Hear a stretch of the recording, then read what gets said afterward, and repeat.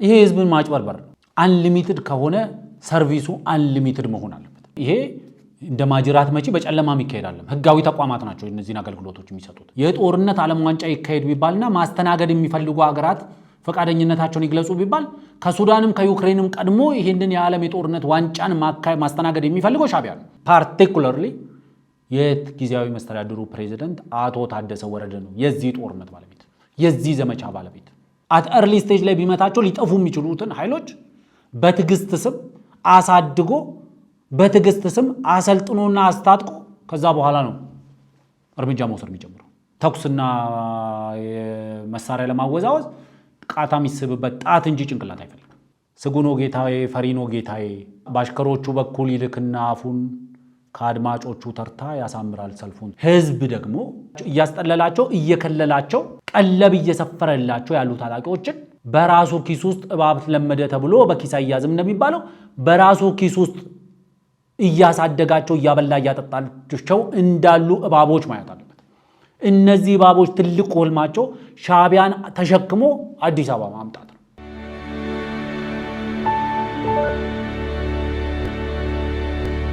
ሰላም ጤና ይስጥልን ውድ የብሪጅ ሚዲያ ተከታታዮች እንደምን አላችሁ? የዘወትር በየዕለቱ እየተዘጋጀ የሚቀርብላችሁ የብሪጅ ሚዲያ ዳሰሳ ፕሮግራማችን ነው። በዛሬው የዕለተ አርብ የሚዲያ ዳሰሳ ፕሮግራማችን ባሳለፍነው ሳምንት ውስጥ የነበሩ አበይት ፖለቲካዊ፣ ማህበራዊና ኢኮኖሚያዊ የሆኑ ጉዳዮችን ትኩረት አድርጌ ከእናንተ ጋር ቆይታ አድርጋለሁ።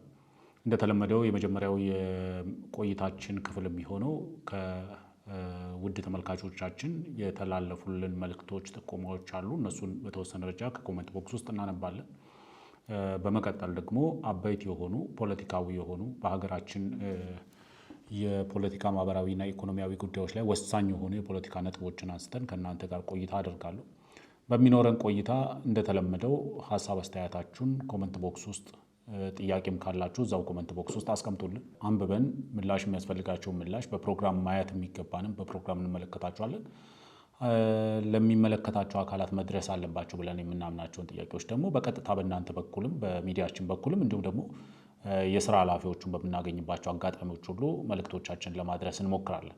እንደተለመደው ደግሞ ፕሮግራማችንን ተመልክታችሁት ከወደዳችሁት ሌሎች ቢያዩት ብላችሁ ከፈቀዳችሁ ላይክ እና ሼር ማድረጉን እንዲሁም ደግሞ ሀሳብ አስተያየት ካላችሁ በኮመንት ቦክስ ውስጥ እንዲሁም ደግሞ ሰብስክራይብ ያላደረጋችሁ ሰብስክራይብ እንድታደርጉ በዚሁ አጋጣሚ ለማስታወስ ወዳለሁ። ከብሪጅ መተላለፊያ በኋላ በቀጥታ ወደ ፕሮግራማችን እናልፋለን። እንግዲህ በዛሬ ፕሮግራማችን በመረጃ ክፍል ላይ የምናያቸው ሶስት ነገሮች ይኖራሉ። አንደኛው የቪዥዋል ካፒታሊስት የተባለ ድረገጽ ይዞት የወጣው የኢኮኖሚ ሪፖርት አለ። ይህ የኢኮኖሚ ሪፖርት በብሪክስ እና በጂ7 አባል ሀገራት መካከል ያለ ኢኮኖሚክ ኮምፓሪዝን ነው የሰራው። ስለዚህ በዚህ ገጽ ላይ ምን ተባለ የሚለውን በተወሰነ ደረጃ ለማየት ሞክራለሁ። ሁለተኛ መረጃችን አድርገን ደግሞ የምናየው እናንተ ውድ ተመልካቾቻችን በባለፈው ፕሮግራማችንን ተመልክታችሁ ብዙ አበረታች የሆኑ ኮመንቶችን፣ አስተያየቶችን፣ ሀሳቦችን አጋርታችሁናል። ከዚህ ውስጥ የተወሰኑ ራንደምሊ መሰረታዊ ናቸው ምላቸውን ኮመንቶች በቀጥታ ከኮመንት ቦክስ ውስጥ ለማንበብ እሞክራለሁ። ሌላኛው ደግሞ በትላንትናው ዕለት ቴዎድሮስ ጸጋዬ በሪዮት ሚዲያ ላይ አንድ ቃል ተጠቅሟል። ዲፖፕሌሽን የሚል አሁን ያለው መንግስት ዲፖፕሌሽንን እንደ ስትራቴጂ የሚከተል መንግስት ነው የሚል ቃል ተጠቅሟል። ስለዚህ እችን በመረጃ ክፍል ላይ ዲፖፕሌሽን ማለት ምን ማለት ነው የሚለውን ትኩረት አድርጌ የተወሰነ ነገር ለማለት እወዳለሁ። ሌላ በዛሬው ፕሮግራማችን የምንመለከታቸው አበይት አጀንዳዎች ደግሞ ሶስት ናቸው። አንደኛው ከሰሞኑ ህወሓት የጀመረው ጦርነት አለ። የጀመረው የሚለው ሊሰመርበት ይገባል። ምክንያቱም እዚህ ሀገር ላይ ባልተነገረ ልክ ባልተነገረ እውነት ልክ ደጋግሞ የተነገሩ ውሸቶች እንደ እውነት ተቀባይነት እያገኙ ነው ያለው።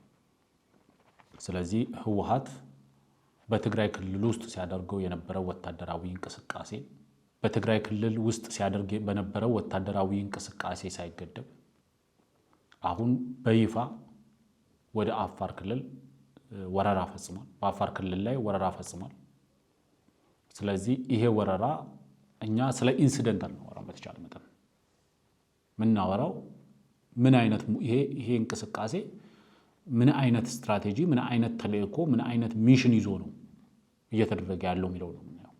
ትኩረት የምናደርገው ኢንሲደንቱ ላይ ከሆነ እነሱ የሚፈልጉት እሱ ነው። ትኩረት የምናደርገው ግን ቢገር ፒክቸሩን ትልቁን ምስል ከሆነ ትግራይ ውስጥ ያለው ነባራዊ ሁኔታ ምን ይመስላል? ትግራይ ከባለፈው ጦርነት ክልሉ እንደ ክልል፣ ህዝቡ እንደ ህዝብ፣ ታጣቂ ቡድኑ እንደ ታጣቂ ቡድን ምን አተረፈ የሚለውን እንፈትሻለን። በተደጋጋሚ ጊዜ በአዲስ ኮምፓስ ሚዲያም ላይ በብሪጅ ሚዲያም ላይ በተገኘባቸው አጋጣሚዎች ሁሉ ትግራይ እንደ ሱዳን እየሆነች ነው ስል ኦልሞስት በተለይ ደግሞ አቶ ታደሰ ወረደ ወደ ስልጣን ከመጣበት ዕለት ጀምሮ ደጋግሜ ስለው የነበረ ቃል ይሄ ምን ማለት ነው የሚለውን ዛሬ በተወሰነ ደረጃ ለማፍታታት እሞክራለሁ። አሁን ወደ አፋር ክልል እየተደረገ ያለው ዘመቻ ባለቤትስ ማን ነው የሚለውንም እናያለን። በከፊል ባለፈው አዲስ ኮምፓስ ላይ አንስቼዋለሁ። ባለቤቱ የትግራይ ህዝብ አይደለም። ኢቭን ባለቤቱ ህወሓትም አይደለም ብዬ ነው። ስለዚህ ባለቤቱ ማን ነው? እንዴትስ ከዘመቻ ፀሐይ ግባት ወደ ዘመቻ ሻቢያ ግባት ተሸጋገርን? ሻቢያን ጓዙን ጠቅልሎ ወደ ትግራይ እና ወደ ኢትዮጵያ እንዲገባ በዘመቻ መልክ እንዴት በዚህ ደረጃ ወርደን ሻቢያን አዝለን ለማስገባት ፈቀደን የሚለውን ለማየት እሞክራለሁ። ሌላኛው በዛሬ ፕሮግራማችን ለማየት የምፈልገው ብዙ ጊዜ በመንግስት ላይ የሚነሱ ወቀሳዎች አሉ። በመንግስት ላይ የሚነሱ ወቀሳዎች የተቃዋሚ ፓርቲ አመራሮች፣ ታጣቂ ቡድኖች ሁሉም በአንድ አፍ የሚናገሩት አንድ ነገር አለ። መንግስት ጦርነትን ያገዛዝ እንደ አስተዳደራዊ ቱል እየተጠቀመበት ነው። መንግስት ጦርነትን ይፈልጋል። መንግስት ያለ ጦርነት መኖር አይችልም የሚል ተደጋግሞ የሚነሳ ትችት አለ። ግን እኔ መጠየቅ የምፈልገው ይህን አስተሳሰብ ካውንተር ማድረግም ስለሚገባ ዲባንክ ማድረግም ስለሚገባ መንግስት ነው ወይስ ተቃዋሚዎች፣ ተፎካካሪዎች እያልኩ አይደለም።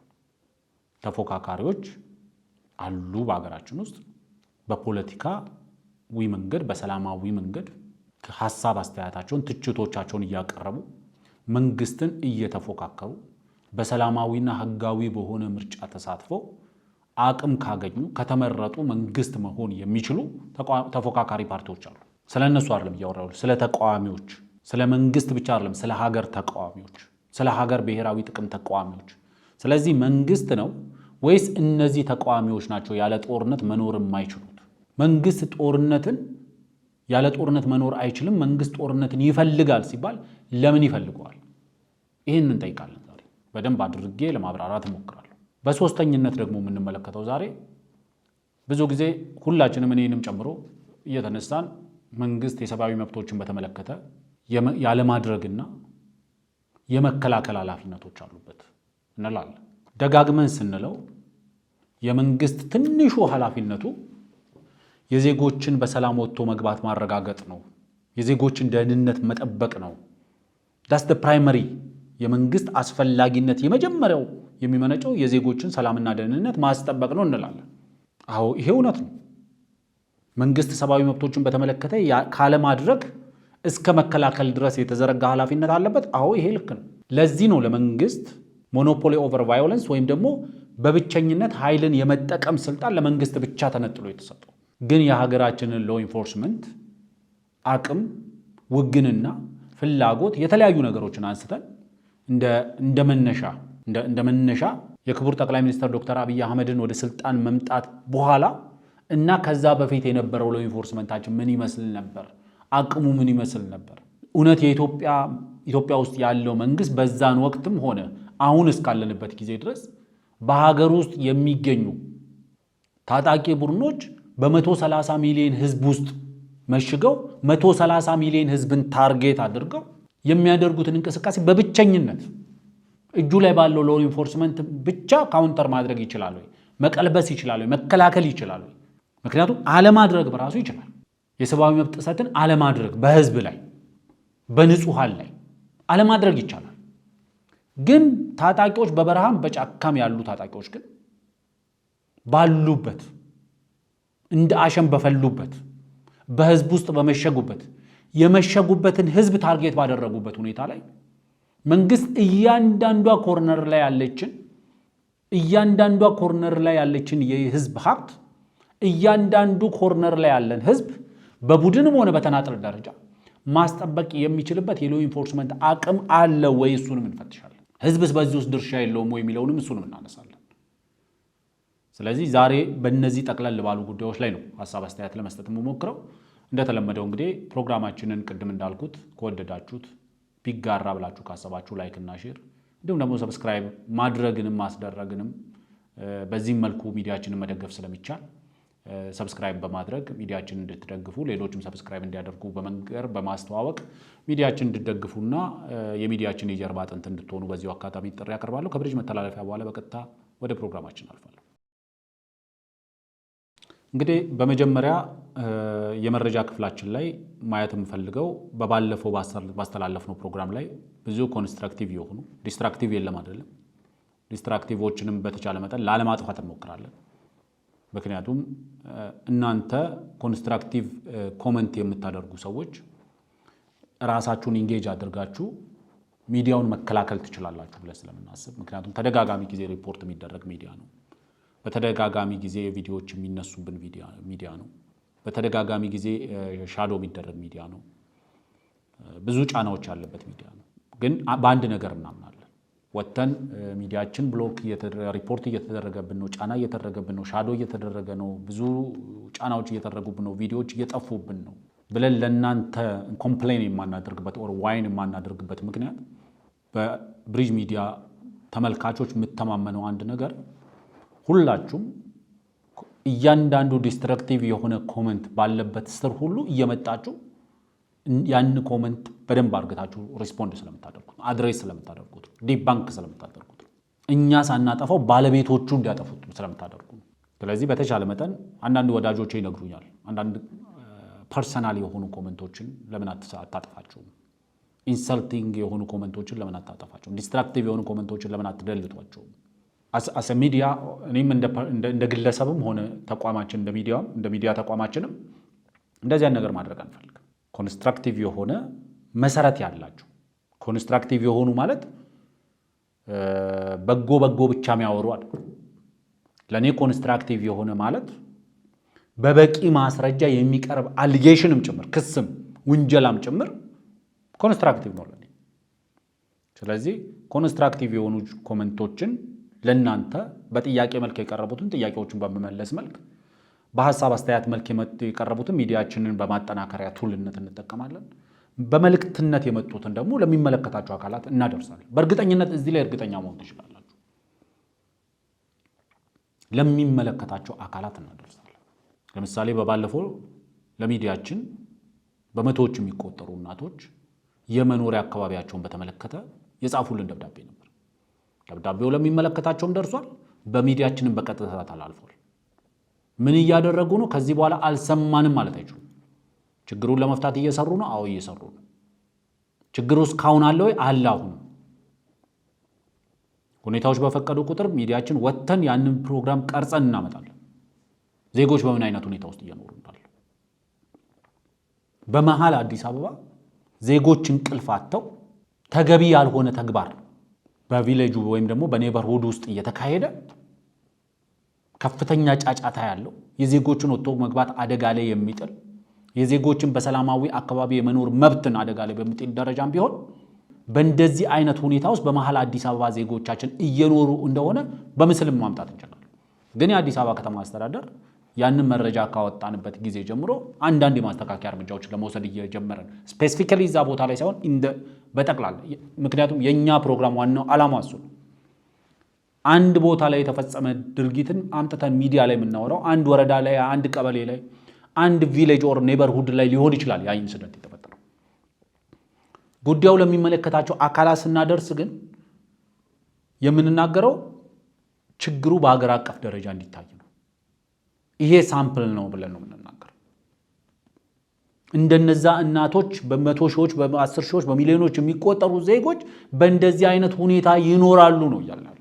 ስለዚህ ዜጎች የመኖሪያ አካባቢያቸውን ከማንኛውም አደጋ፣ ከማንኛውም ሁከት፣ ከማንኛውም ብጥብጥ ነፃ በሆነና ሰላማዊ በሆነ ምቹ በሆነ የመኖሪያ አካባቢ ውስጥ እንዲኖሩ ማድረግ የመንግስት ግዴታ ነው ብለን ነው እናምናለን። ስለዚህ እነዚህንም እንደ ኮንስትራክቲቭ ኮመንት ነው የምንወስደው። አንዳንድ ፐርሰናል የሆኑ ኢንሰልቲንግ የሆኑ ዲስከሬጂንግ የሆኑ ኮመንቶች አሉ። እነዛን አናጠፋም፣ በራሳቸው እንዲያጠፉ እናደርጋለን። በራሳቸው ይቅርታ ጠይቀውን እንዲያጠፉ እናደርጋለን በስራችን ማለት። ምክንያቱም በተቻለ መጠን ሞራላችን እንደነዚህ አይነት ሰዎች በማይደርሱበት ቦታ ለማስቀመጥ እንሞክራለን። ሞራላችን ለመንካት ዲስከሬጅ ለማድረግ የሚሞከር ጥረት አለ።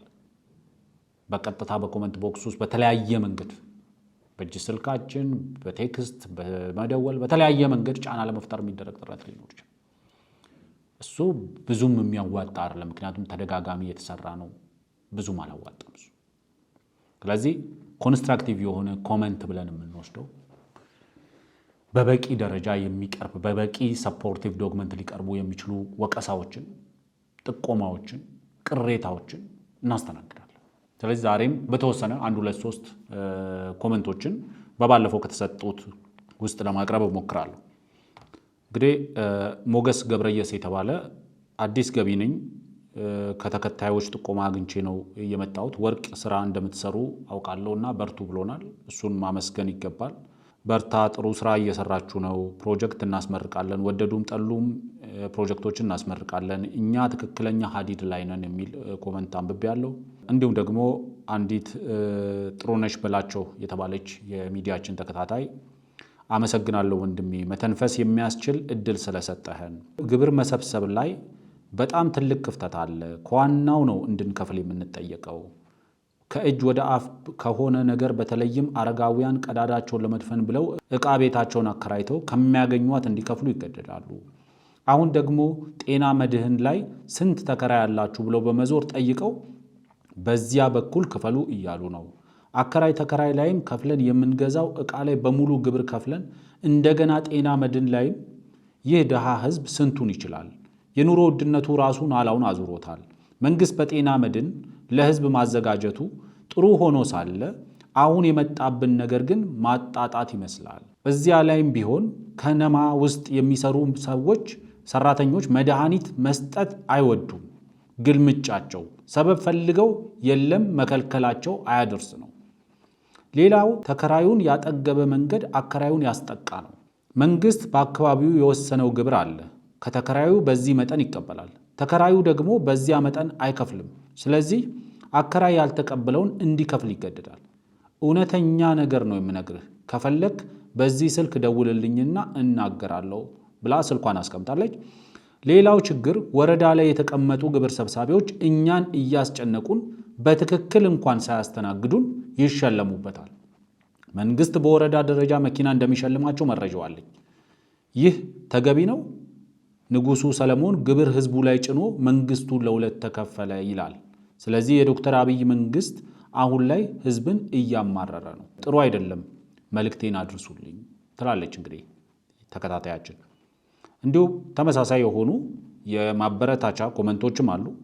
ለምሳሌ ሞገስ ገብረየስ የተባለው አዲሱ የሚዲያችን ተከታታይ ስለ ግብሩ እኔ የምምለው የሰለጠኑት ሀገራት እያልን የምናወራው ያለ ግብር ማደግ አልቻሉም። በጉቦ የማይከፍሉ በትክክል የሚከፍሉትን ያዳክማሉና የግብር ስርዓታችን ላይ ማስተካከያ ይፈልጋል የሚል አስተያየት አስቀምጦልናል። ወንድሜ እውነት ብለሃል። እናቴ አዲስ አበባ መሃል ከተማ ላይ ያለችውን ቤቱን አባቴ ሰርቶት ሰርቪሱን አከራይታ የምታስተዳድረው አባቴ ሞቷል። የቤተሰብ ልጆችን ታሳድጋለች። በጣም ተማራ ነው ያለችው። መብራት ኃይል ያጠፋና ጉቦ ተቀብሎ እንደገና ያበራላቸዋል የሚል አስተያየት አስቀምጦልናል። እንግዲህ እኒህና ሌሎች ተመሳሳይ የሆኑ በባህር በር ጉዳይን የተመለከቱም ተመሳሳይ አስተያየቶች እየደረሱን ነው። ለአስተያየቶቻችሁ ልባዊ ምስጋናችን እናቀርባለን። ደግመን ደጋግመን እንደምንለው በህገ ወጥ መንገድ፣ ግብር በመሰወር መንገድ፣ በማጭበርበር መንገድ፣ በጉቦ መንገድ ግብር የአለመክፈል በሀገር ክህደት ወንጀል ማስጠየቅ አለበት ብለን እናምናለን። ምክንያቱም ሀገራችን እንዲያድግልን እንፈልጋለን። ሀገራችን እንድትበለጽግልን እንፈልጋለን። ሀገራችን እንድትለማልን እንፈልጋለን። ጠንካራ የሆነ ሲቪል ሰርቫንት እንዲኖረን እንፈልጋለን። ሪላያብል የሆነ ምንተማመንበት ምንኮራበት የሀገር የጸጥታ ኃይል እንፈልጋለን፣ የሀገር መከላከያን ጨምሮ። ይህን ሁሉ እንፈልጋለን።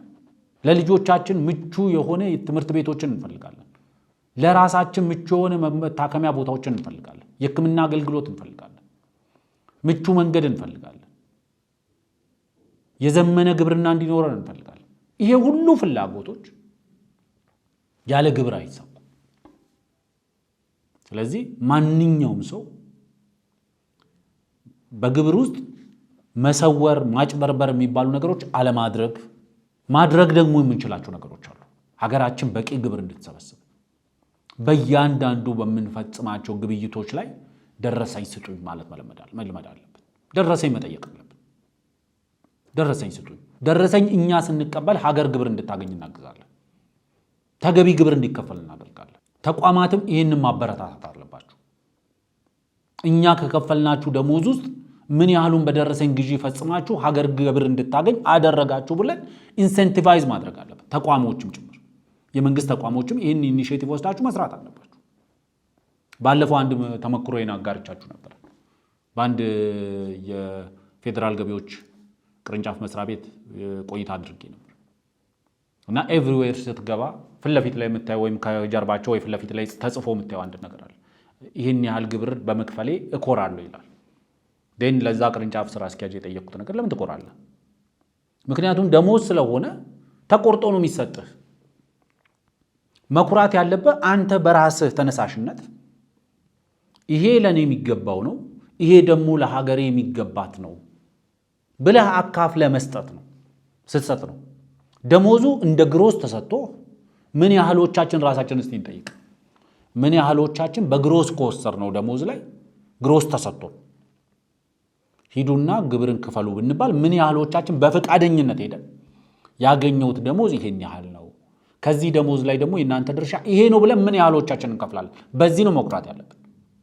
መኩራት ካስፈለገ ለሱም ያልኩት መኩራት ካስፈለገ መንግስት የሚቆረጠውን የደሞዝ ግብር ቆርጦ ከሰጠኝ ገንዘብ ላይ ይሄን ያህል ፐርሰንቱን በደረሰኝ ግዢ ፈጽሜ በደረሰኝ አገልግሎት ተጠቅሜ አገልግሎትም ይሁን ሸቀጥ ገዝቼ ሀገሬም የሚገባትን ግብር እንድታገኝ አስችያለሁ። እሱ ነው የሚያውቀው። ስለዚህ የብሪጅ ሚዲያ ተከታታዮች እንዲሁም ደግሞ ይህንን ፕሮግራም የምትመለከቱ ማንኛውም ኢትዮጵያውያን ሀገራችን እንድታድግ፣ ሀገራችን ሰላም እንድትሆን፣ ሀገራችን እንድትለማልን፣ ሀገራችን እንድትበለጽግልን፣ ልጆቻችን የተሻለ ሀገር እንዲኖራቸው በምቹ መሰረተ ልማት ያለበት ሀገር እንዲሆን፣ ግብርናችን እንዲዘምን፣ መከላከያችን እንዲጠናከር የምንፈልግ ከሆነ ሀገርን ግብር ባለማጭበርበር፣ የማጭበርበር ተግባራት ላይ ባለመሳተፍ፣ ጸጥታን በሚያደፈርሱ ተግባራት ላይ ባለመሳተፍ፣ በጉቦ በምናምን በሚመለከት ባለመሳተፍ፣ ሌብነትና ዝርፊያ ጉቦን የተመለከቱ ነገሮችን ባገኛችሁ ቁጥር መረጃውን ብትልኩልን በቀጥታ እናስተላልፋለን። ህጋዊ የሆነ ግብይቶችን በመፈጸም ሀገራችሁ ማገልገል አለባችሁ። ይሄ የሁሉም ዜጋ ኃላፊነት ነው ብለን እናምናለን። ስለዚህ ሀገር ያለ ግብር አያድግም። ሀገር ያለ ግብር አይለማም። በቂ ግብር የማይሰበስብ ሀገር በድህነት አረንቋ ውስጥ ለመኖር የፈቀደ ሀገር ነው። በብድር ጫና ውስጥ በዕዳ ጫና ውስጥ ለመኖር የፈቀደ ሀገር ነው ለዜጎች። ምክንያቱም ባለፈውም ብያለሁ፣ አሜሪካውያኖች አንድ የሚሉት አባባል አለ። አዎ ብዙ ነገሮች ከአባቶቻችን ወርሰናል እኛ ኢትዮጵያውያን። ለምሳሌ እንደ አሜሪካኖቹ አባባል ነው እኛ ግን አሁን እየኖርን ያለ ነው። ሀገር ካለፈው ትውልድ የተረከብናት ሳይሆን ይላሉ አሜሪካኖች፣ ከሚመጣው ትውልድ የተበደርናት ናት ይላሉ። ስለዚህ እኛ ኢትዮጵያውያንም ከልጆቻችን ላይ ተበድረን ነው ዛሬ እየኖርን ያለ ነው። ከልጆቻችን ላይ በተበደርንባት ሀገር ላይ የዕዳ ጫና ጨምረንባት ነው ለልጆቻችን የምናስረክበው በቂ ግብር ማንሰበስብ። ስለዚህ በቂ ግብር ለመሰብሰብ ደግሞ ምቹ የሆነ ግብር ለመሰብሰብ የሚያስችል ዜጎችን ጫና ውስጥ በመክተት ሳይሆን ዜጎች አምነውበት ተገቢ የሆነ ግብር መክፈል አለባቸው። ለዚህ ምቹ የሆነ ኢንፍራስትራክቸር ዴቨሎፕ ማድረግ፣ ታክሴሽን ሲስተማችንን በተቻለ መጠን ወደ ኤሌክትሮኒክ ወደ ዲጂታል ማስገባት፣ ከእጅ ንክኪ ነፃ ማድረግ፣ ዜጎች ለከፈሉት ግብር ደግሞ የሚመጥን አገልግሎት ማቅረብ። ይሄ ነው ሀገርን የሚቀይረው። ምክንያቱም ለኢኮኖሚው ቅርብ እንደሆነ ሰው ኢኮኖሚውን ኢንድ አውቱን አውቃለሁ እረዳለሁ ብዬ እንደማመን ሰው የሀገር ኢኮኖሚ የጀርባ አጥንቱ ብዙ ጊዜ ግብርና ነው፣ ማይኒንግ ነው፣ ሰርቪስ ሴክተሩ ነው፣ ኢንዱስትሪው ነው እንላለን። የጀርባ አጥንት የነዚህ ሁሉ ነገሮች የጀርባ አጥንት ደግሞ ግብር ነው። ግብር በአግባቡ መክፈል የኃላፊነት ስሜት ነው። የሀገር ባለቤትነት ስሜት ነው። ስለዚህ ይሄንን ሁላችሁ በተገቢው መንገድ በተገቢው ባገኛችሁት ፕላትፎርም ሁሉ ለሚመለከተው አካል ማድረስ አለባችሁ። ምክንያቱም አንዱ ያለ ደረሰኝ የሚሸጥበት፣ አንዱ በደረሰኝ የሚሸጥበት፣ አንዱ ግብር የሚከፍልበት፣ አንዱ ግብር የማይከፍልበት ሁኔታ ካለ ፎር ኮምፒቲሽን ራሱ ምቹ አይሆንም። መፎካከር አይችሉም። አንዱ ግብር ይከፍላል፣ አንዱ ግብር አይከፍልም። ግብር የማይከፍለው ሰውዬ ፕራይሱን ዝቅ አድርጎ ሊሸጥ ይችላል። ስለዚህ ያኛው ግብር የሚከፍለው ሰውዬ ደግሞ ፕራይሱ ላይ ጨምሮ ነው የሚሸጠው፣ ደሴም አይተም ማለት ነው። ስለዚህ ለፉክክርም አይመችም፣ ፌርነስም እዛ ውስጥ የለም። ስለዚህ መንግስትም ፌር የሆነ የንግዱን ማህበረሰብ አከርካሪ በማይሰብር ደረጃ መስራትን በሚያበረታታ ደረጃ ብዙ ጊዜ ሪከመንድ እንደማድረገው የግብር ስርዓታችንን ከምርትና ምርታማነት ጋር ማያያዝ አለብን እላለሁ። አንድ ኤክስፖርት የሚያደርግ ድርጅት ሞር ኤክስፖርት ባደረገ ቁጥር ግብሩ የሚቀንስበት ሬቱ እየቀነሰ የሚሄድበት፣ ሞር ሰራተኞች በቀጠረ ቁጥር ሬቱ እየቀነሰ የሚሄድበት፣ ሞር ምርት ባመረተና ወደ ገበያ ውስጥ ባስገባ ቁጥር ሬቱ እየቀነሰ የሚሄድ የግብር ስርዓት መከተል አለብን። ምርትና ምርታማነትን፣ ቀጣሪነትን፣ የስራ ዕድል መፍጠርን፣ ብዙ ሸቀጦችን ኤክስፖርት ማድረግን፣ ብዙ ሸቀጦችን ወደ ገበያ ማስገባትን ኢንከሬጅ የሚያደርግ የግብር ስርዓት ያስፈልገናል ብዬ ነው የማምነው። ስለዚህ ይሄም የሀገራችን የኢኮኖሚ ዋልታዎች ናቸው የሚባል የነዛ ሁሉ የኢኮኖሚ ዋልታዎቻችን የጀርባ አጥንት ነው ብዬ ስለማምን ግብር መሰብሰብ። በቂ ግብር የማይሰበስብ መንግስት፣ በቂ ግብር የማይሰበስብ ሀገር ድህነትን ፈቅዶ ወዶ የተቀበለ ሀገር ነው፣ ለማኝ ሀገር ነው። ዜጋው በተገቢው መልኩ ግብር የማይከፍል ከሆነ፣ መንግስት በተገቢው መልኩ ግብር የማይሰበስብ ከሆነ የሚኖረን መንግስት ለማኝ መንግስት ነው የሚኖር። ለማኝ መንግስት ያላት ሀገር ደግሞ አትከበርም። የለማኝ ሀገር ዜጎች የትም ቢሄዱ የሰለጠኑ ዓለም አሜሪካም ሆን ስዊዝን ብትሄድ የፈለክበት ሀገር ብትሄድ አሜሪካም ኑር አውሮፓም ኑር ዌሬቨር አትከበርም። የምትከበረው በሀገር ነው። አንገትህን ቀና የምታደርገው በሀገር ነው። ፓስፖርት ቫሊዩ የሚኖረው በሀገር ነው። ስለዚህ ሁላችሁም ይሄንን ማወቅ ያስፈልጋል። በየትኛውም ዓለም ላይ አንገታችንን ቀና አድርገን እንድንሄድ የምንችለው በሀገራችን ነው ብዬ ነው የማምነው። ዜጎች ግብር በሰበሰቡ ቁጥር የግብርና ስርዓታችንም አብሮ መዘመን አለበት። የግብርና ስርዓታችን ለመዘመን ደግሞ ኢንፍራስትራክቸሮች ያስፈልጋሉ። ኢንፍራስትራክቸሩን ለመገንባት ደግሞ መንግስት በቂ ግብር መሰብሰብ አለበት እንዳልነው በዛሬው ዕለት ክቡር ጠቅላይ ሚኒስትር ዶክተር አብይ አህመድ በጎንደር አካባቢ እየተገነባ በሚገኘው የመገጭ የመስኖ ልማት ፕሮጀክትን ጎብኝቷል። ይህ ፕሮጀክት ከ800 ሄክታር በላይ መሬት ላይ ያረፈ ፕሮጀክት ነው። ወደ 17000 ሄክታር መሬት ማልማት የሚችል ፕሮጀክት ነው። እንደዚህ አይነት ፕሮጀክቶችን እንግዲህ ግብርናችንን በማዘመን ደረጃ፣ ግብርናችንን ከዝናብ ጠባቂነት በማላቀቅ ደረጃ፣ ከበሬ ጫንቃ በማላቀቅ ደረጃ የሚኖራቸው አስተዋጽኦ እጅግ ከፍተኛ ነው። ምክንያቱም ከዚህ ቀደም የነበረው ግብርናችን በተደጋጋሚ ጊዜ አንስተን እንደምናወራው የግብርና ስርዓታችን እንዲያድግ ከፈለግን፣ ግብርና ስርዓታችን የምግብ ዋስትናችንን እንዲያረጋግጥልን ከፈለግን ሁለት ነገሮችን መቀየር አለብን። አንደኛው ከዝናብ ጠባቂነት ማላቀቅ አለብን። ሁለተኛው ደግሞ ከበሬ ጫንቃ ማላቀቅ። ከዝናብ ጠባቂነትና ከበሬ ጫንቃ ያልተላቀቀ የግብርና ስርዓት ይዘን ግብርናችን የምግብ ዋስትናችንን ያረጋግጣል ብለን ልናወራ አንችልም። ምክንያቱም ለዘመናት ግብርና ከተጨመረበት ጊዜ ጀምሮ ግብርና ከበሬ ጫንቃ ወርዶ ያውቅ። ግብርና ሜቢ በሰዎች ባላቸው ቁሳቁስ መሬት እየጫሩ እየዘሩ የሚበሉበት ሁኔታ ነበር ለተወሰነ ጊዜ። ከዛ በኋላ ሰዎች እንስሳትን ዶሜስቲኬት አድርገው መጠቀም ለምግብነትም እንደ ድራፍት አኒማል ፓወርም ለመጠቀም ወይ ደግሞ ለግብርና መጠቀም ከጀመሩበት ዕለት አንስቶ ግን እስከ ዛሬ ድረስ አብዛኛው የኢትዮጵያና በኢትዮጵያ ዙሪያ ያሉ ሀገራት የግብርና ስርዓታቸው ከበሬ ጫንቃ የተላቀቀ አይደለም፣ ከዝናብ ጠባቂነትም የተላቀቀ አይደለም። ይህ ማለት ለምሳሌ በአድዋ ጦርነት ጊዜ አፄ ምኒልክ ጣሊያንን ድል አድርገው ጣሊያንን ገፍተው ከሀገር ማስወጣት ያልቻሉት አብዛኛው ገበሬ ተዳክሞ ነበር። ምክንያቱም በበሽታ ለግብርና ሊያውላቸው የሚገቡ ለግብርና ለእርሻ ተግባር ሊያውላቸው ይገቡ የነበሩ እንስሳቶች አልቀውበት ስለነበር ማረስ አልቻለም። ባለማረሱ ተርቦ ነበር። ከዛም ጊዜ በኋላ ኢትዮጵያ ውስጥ የመጡ መንግስታት የግብርና ስርዓታችንን በአንሰርቴኒቲስ ከተሞላ ወይም ደግሞ በብዙ አጠራጣሪ ጉዳዮች ከተሞላ የዝናብ ጠባቂነትና ከበሬ ጫንቃ ማላቀቅ አልቻሉ። ስለዚህ ብዙ ጊዜ ደግመን ደጋግመን እንደምንለው ክቡር ጠቅላይ ሚኒስትሩ ወደ ስልጣን ከመጡበት ዕለት ጀምሮ ደጋግሞ ጠንክረው ሲሰሩበት የተመለከትነው አንደኛው ነገር በተለይ በጋ ስንዴን አስመልክቶ የሩዝ እርሻን አስመልክቶ የአትክልትና ፍራፍሬን አስመልክቶ በተለያዩ አካባቢዎች በባለፈው ሳምንታትም ውስጥ በዚህ በኦሮሚያ ክልል ውስጥ ያሉ የግብርና ስራዎችን ጎብኝተዋል። በዛሬው ዕለት ደግሞ በጎንደር አካባቢ የሚገኘውን የመገጭ ግብርና መስኖ ልማት ፕሮጀክትን ተመልክተዋል። እና ክቡር ጠቅላይ ሚኒስትሩ መንግስታቸው ወደ ስልጣን ከመጣ ጊዜ ጀምሮ ደጋግሞ ሲሰሩት የነበረው አንደኛው ነገር ግብርናችንን ከዝናብ ጠባቂነት ማላቀቅ ነው።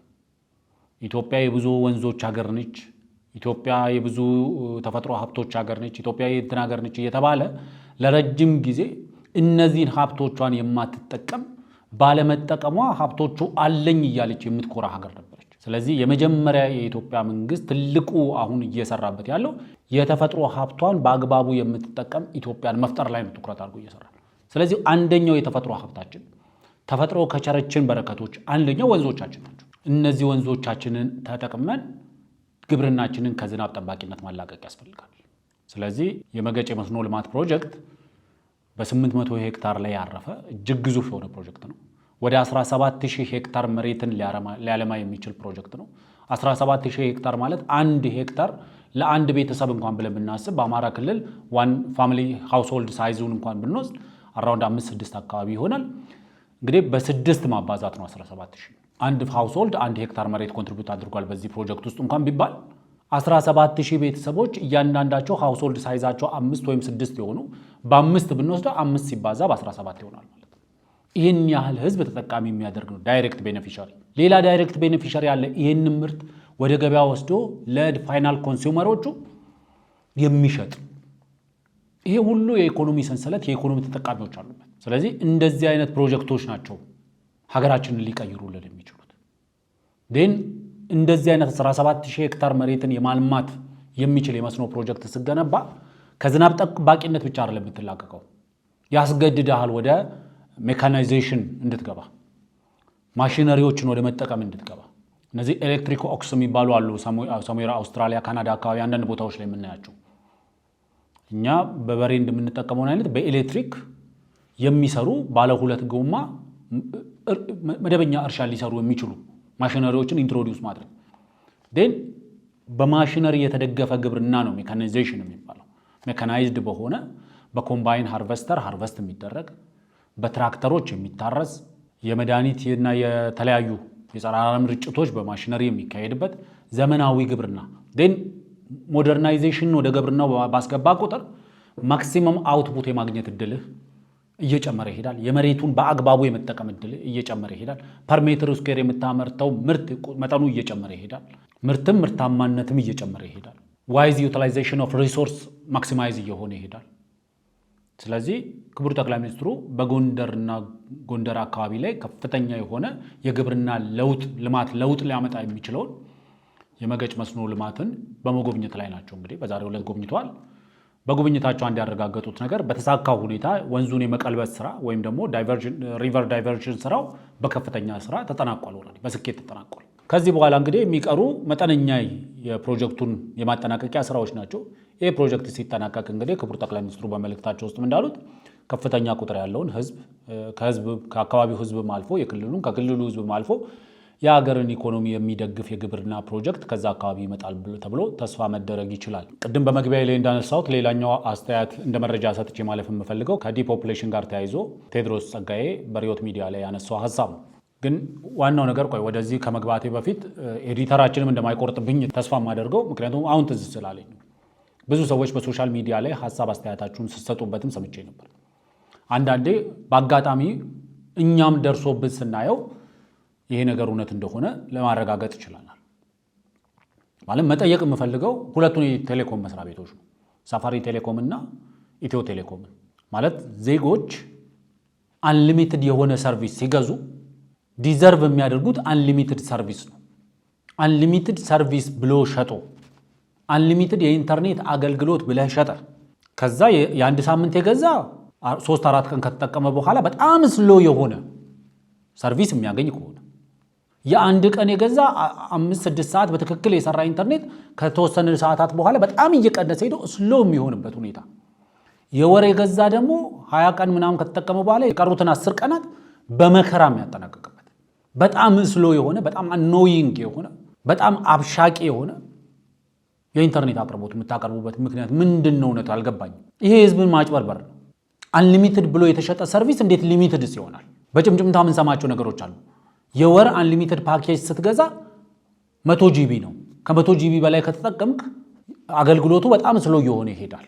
ለምሳሌ እኔ ባለፈው ሮብ ዕለት የገጠመኝን ነው የምነግራችሁ። አንሊሚትድ ኢንተርኔት ፓኬጅ ነበረኝ። ይሄ አንሊሚትድ ኢንተርኔት ፓኬጅን የገዛሁት ባለፈው ወር ነው። አሁን 20 ምናምን ቀን አልፎታል ከገዛው። አገልግሎቱ ኮምፕሊትሊ ስሎ ከመሆኑ የተነሳ ምንም አይነት አገልግሎት ማግኘት አልቻልኩም። በቃ እየተቆራረጠ ሁለቱም ጋር ነው ነጥዬ እኔ የተጠቀምኩትን አገልግሎት የትኛው ቴሌኮም ነው የሚለውን መናገር ያልፈለግኩት ሁለቱም ተመሳሳይ ስለሆነ፣ ምክንያቱም እኔም ኤዲተራችንም የተለያየ አገልግሎት ነው የምንጠቀመው። አንዳችን የሳፋሪ አንዳችን የኢትዮ ቴሌኮም ነው። ሁለታችንም ተመሳሳይ ችግር ነው የገጠመን። የገዛ ነው አንሊሚትድ ነው መንዝሊ አንሊሚትድ ፓኬጅ። ከዛ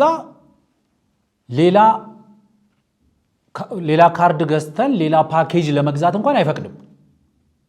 ስቲል አንሊሚትድ ፓኬጅ አለክ ብሎ ይከለክልሃል። አለክ የሚልን አንሊሚትድ ሰርቪስ ደግሞ እያገኘህ አይደለም። አንሊሚትድ ከሆነ ሰርቪሱ አንሊሚትድ መሆን አለበት።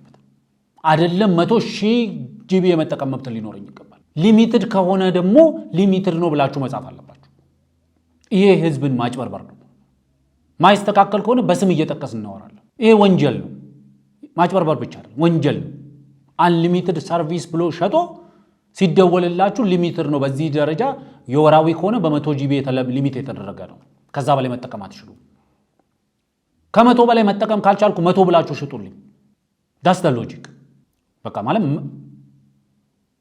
ይህ ዘ ቪክቲም ኤዲተራችንም የዚህ ቪክቲም ስለሆነ የዚህ ተጎጂ ስለሆነ ይቆርጧል ብዬ አላስብም። ቀጥታ እንዲደርሳችሁ ስለምፈልገው የብሪጅ ሚዲያ ተከታታዮችም ቆርጣችሁ ይህንን ለማድረስ ሞክሩ። በጣም አብሻቂ ነው። ሰው እንዴት አንሊሚትድ ብሎ የገዛውን ፓኬጅ ሊሚት ተደርጎበት ደግሞ ሌላ ካርድ ገዝቶም ሌላ ፓኬጅ ለመግዛት ሲሞክር ደግሞ ዩ ሃቭ አንሊሚትድ ሰርቪስ እንዴት ይባላል? አንሊሚትድ ሰርቪስ ስላለ ሌላ ፓኬጅ መግዛት አትችልም እንዴት ይባላል? ሰው አገልግሎት ፈልጎ ሲገዛ የገዛውን አገልግሎት የማግኘት መብት አለው። የገዛውት አንሊሚትድ ከሆነ አንሊሚትድ አገልግሎት ማግኘት አለ። የገዛውት 100 ጂቢ ከሆነ 100 ጂቢ አገልግሎት ማግኘት መብት አለ።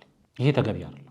ምክንያቱም ይሄ እንደ ማጅራት መቺ በጨለማ የሚካሄድ አይደለም። ህጋዊ ተቋማት ናቸው እነዚህን አገልግሎቶች የሚሸጡትም እነሱ ናቸው። ስለዚህ ራሳቸው ማስተካከል አለባቸው ብዬ ነው የማስበው። በቀጣዩ ደግሞ የምንመለከተው እንግዲህ ቪዥዋል ካፒታሊስት የተባለ ድረገጽ አለ። ብዙ የኢኮኖሚ ዳታዎችን የምናገኝበት ድረገጽ ነው። ሪላያብል የሆነ ድረገጽ ነው። ድረገጽ ብዙ ጊዜ ስለ ሀገራቸው በማሟረት ጭምር ሟርት በማውራት ጭምር ሀገራቸውን በድህነት እንድትጠራላቸው፣ በረሃብና በቸነፈር እንድትጠራላቸው፣ በመታረዝ እንድትጠራላቸው፣ በበሽታ እንድትጠራላቸው የሚፈልጉ በትውልድም በዜግነትም ደግሞ ኢትዮጵያዊ ነን ብለው የሚያስቡ ነውር ጌጡ የሆኑ ፖለቲከኞች በሞሉበት ዓለም ላይ ከየትም ቦታ ፈልፍለው ስለ ኢትዮጵያ መጥፎ ነገር ሲባል የሚያመጡ ሰዎች በሞሉበት ሀገር ላይ እንደዚህ አይነት ስም ያላቸው ዝና ያላቸው ሪላያብል የሆነ ኢንፎርሜሽን ሶርስ ናቸው የሚባሉ ፕላትፎርሞች እንደዚህ አይነት መረጃ ይዘው ሲመጡ በተቻላቸው መጠን ላለማየትና ባላየ ለማለፍ የሚደረግ ጥረት አለ። እኛ ደግሞ ይሄንን አንፈቅድ። አንድ የሚዲያችን ወዳጅ የሆነች ሰው ነች ይሄንን መረጃ ያጋራችኝ። እንግዲህ ይህ ቪዥዋል ካፒታሊስት የተባለው ድረገጽ በብሪክስ እና በጂ7 ሀገራት መካከል ያለውን የኢኮኖሚ ደረጃ ነው ያወዳደረው። ሲያወዳድር የመረጃ ምንጭ አድርጎ የተጠቀመው አይኤምኤፍ ነው። አይኤምኤፍ እንግዲህ ሁሌም እንደምታውቁት የየወሩን ወርልድ ኢኮኖሚክ አውትሉክ ያወጣል። ስለዚህ የኦክቶበር ወርን ወርልድ ኢኮኖሚክ አውትሉክ ወይም ደግሞ የዓለም የኢኮኖሚ ምልከታውን ሲያወጣ ባለፈው ኦክቶበር ወይም ደግሞ በጥቅምት ወር ላይ ያወጣውን ነው የተጠቀመው። በዛ መሰረት ነው ብሪክስን ከጂ7 ጋር ያወዳደረው። ሲያወዳድር በዛ ውስጥ ኢትዮጵያ የብሪክስ አባል ሀገር ነች። ከዛ ደግሞ ጂ7ኖች አሉ። የጂ7ኖችንና የብሪክስ አባል ሀገራትን አቨሬጅ ጂዲፒ ግሮዝን ነው ካልኩሌት ያደረገው ወይም ደግሞ ኮምፔር ያደረገው። በዚህ መሰረት በ2025 ብሪክስ በ3.8% ያድጋል ይላል። የብሪክስ ኢኮኖሚ ወይም ደግሞ የብሪክስ አባል ሀገራት ኢኮኖሚ በአቬሬጅ በ3.8% ያድጋል። የጂ7 ኢኮኖሚ ደግሞ በ2025 በ1% ያድጋል ይላል። ከዛ የ2026ንም ፎርካስት ያስቀምጣል እዚህ ላይ። የ2026 ብሪክስ በ3.7% ሲያድግ አራውንድ 0.1% ዲክላይን አድርጎ ማለት ነው። ጂ7ኖች ደግሞ 0.1% ይጨምሩና በ1.1% ያድጋሉ በ2026 ማለት ነው በ2026። ከዚህ ውስጥ የኢትዮጵያና የኢትዮጵያ ደግሞ ስትራቴጂክ ባላንጣ የሆነችውን የግብፅን ኢኮኖሚ ደግሞ እናወዳድር። ምክንያቱም ከብሪክስ አባል ሀገራት ይሄ ፈጣን የሆነ የኢኮኖሚ እድገት ያስመዘግባሉ ተብሎ ከተቀመጡ የብሪክስ አባል ሀገራት አንደኛ የተቀመጠችው ኢትዮጵያ ነች። ኢትዮጵያ 2025 7.2% ታድጋለች ይላል። ከዛ እዚህ ስክሪናችሁ ላይ እንደምትመለከቱት ኢትዮጵያ በ7.2% በ2025 ታድጋለች ይላል። በ2026 ደግሞ 7.1% ታድጋለች ይላል። ከዛ ቀጥለው የሚመጣው ህንድ ነች። ህንድ በ2025 በ6.6% ታድጋለች። በ2026 ደግሞ በ6.2% ታድጋለች ይላል። ከዛ ቀጥሎ የሚመጣው የቻይና ነው። ቻይና በ2025 በ4.8% ታድጋለች። በ2026 ደግሞ በ4.2% ታድጋለች እያለ ይቀጥልና ወዳጃችን ግብፅ ጋር ስንመጣ በ4.3% በ2025 ታድጋለች፣ በ4.5% በ2026 ታድጋለች ይላል። እንግዲህ ሁላችሁም ስክሪናችሁ ላይ እንደተመለከታችሁት ምስል ኢትዮጵያ በ2025 7.2% ታድጋለች፣ በ2026 ደግሞ 7.1% በማደግ ከብሪክስ አባል ሀገራት ፈጣን የኢኮኖሚ እድገት ያስመዘግባሉ ከሚባሉ አንደኛ ደረጃ ላይ ትገኛለች። በሁለተኝነት የምትገኘው ህንድ ነች። ህንድ ከብሪክስ አባል ሀገራት መካከል በሁለተኝነት ፈጣን የኢኮኖሚ እድገት ያስመዘግባሉ ከተባሉት ነች። 6.6 በ2025 6.2 ደግሞ በ2026 ታስመዘግባለች ነው የሚለው። ከህንድ ቀጥላ የምትመጣው ዩኤኢ ነች። ዩኤኢ 4.8% በ2025 ታስመዘግባለች። 5% በ2026 በማስመዝገብ ሶስተኛ ሀገር ነች ከህንድ በመቀጠል። አራተኛዋ ቻይና ስትሆን አምስተኛዋ ሀገር የምትሆነው ኢንዶኔዥያ ነች። ኢንዶኔዥያ በሁለቱም በ2025ም በ2026ም ወደ 4.9% የኢኮኖሚ እድገት ታስመዘግባለች። ከዛ ቀጥላ የምትመጣው ሀገር ግብፅ ነች። ግብፅ እንግዲህ 4.3 በ25 4.5 ደግሞ በ26 ያስመዘግባሉ ተብሎ ነው የሚጠበቀው። እንግዲህ ይህንን እንደ መረጃ ለእናንተ ለማጋራት ያክል ነው። ምክንያቱም ሪሊያብል የሆነ ሶርስ ነው። ቪዥዋል ካፒታሊስት የተባለው ድረገጽ ነው። እንግዲህ እንደ መረጃ ደግሞ የተጠቀመው የዓለም አቀፉ የገንዘብ ተቋምን የጥቅምት ወር የዓለም የኢኮኖሚ ምልከታን ሪፖርት ነው እንደ መረጃ ምንጭ እንደ ሶርስ የተጠቀመው። ስለዚህ አንዳንዴ ስለ ኢትዮጵያ ኢኮኖሚ መዳከም፣ ስለ ኢትዮጵያ ኢኮኖሚ መውደቅ ለሚያወሩ ሰዎች አንዳንዴ እንደዚህ አይነት ሪፖርቶችንም ማየታቸውን መዘንጋት ስለሌለባቸው ማስተዋስም ስላለብን ነው። ምክንያቱም የኢትዮጵያ ኢኮኖሚ እያሽቆለቆለ ነው፣ የኢትዮጵያ ኢኮኖሚ እንደዚህ አይነት ችግር ገጥሞታል የሚል ሪፖርት ስናገኝ ለማቅረብ ወደኋላ አንልም።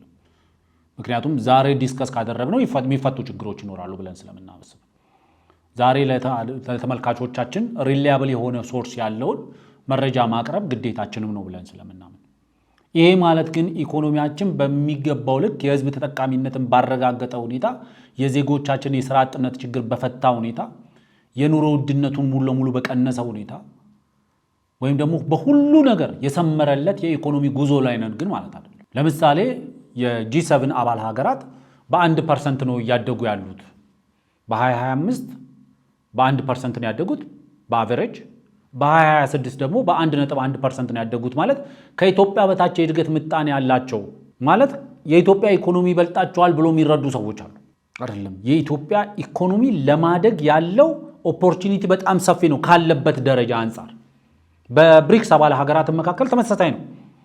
የኢትዮጵያ አንደኛ ሆኖ ለምሳሌ የህንድ፣ የቻይና፣ የምናምን፣ የግብፅ ምናምን፣ የኢንዶኔዥያ ምናምን ስትወስድ የነሱ ከኢትዮጵያ በታች የሆነበት ምክንያት የኢትዮጵያ ኢኮኖሚ ከነሱ ስለሚበልጥ አይደለም።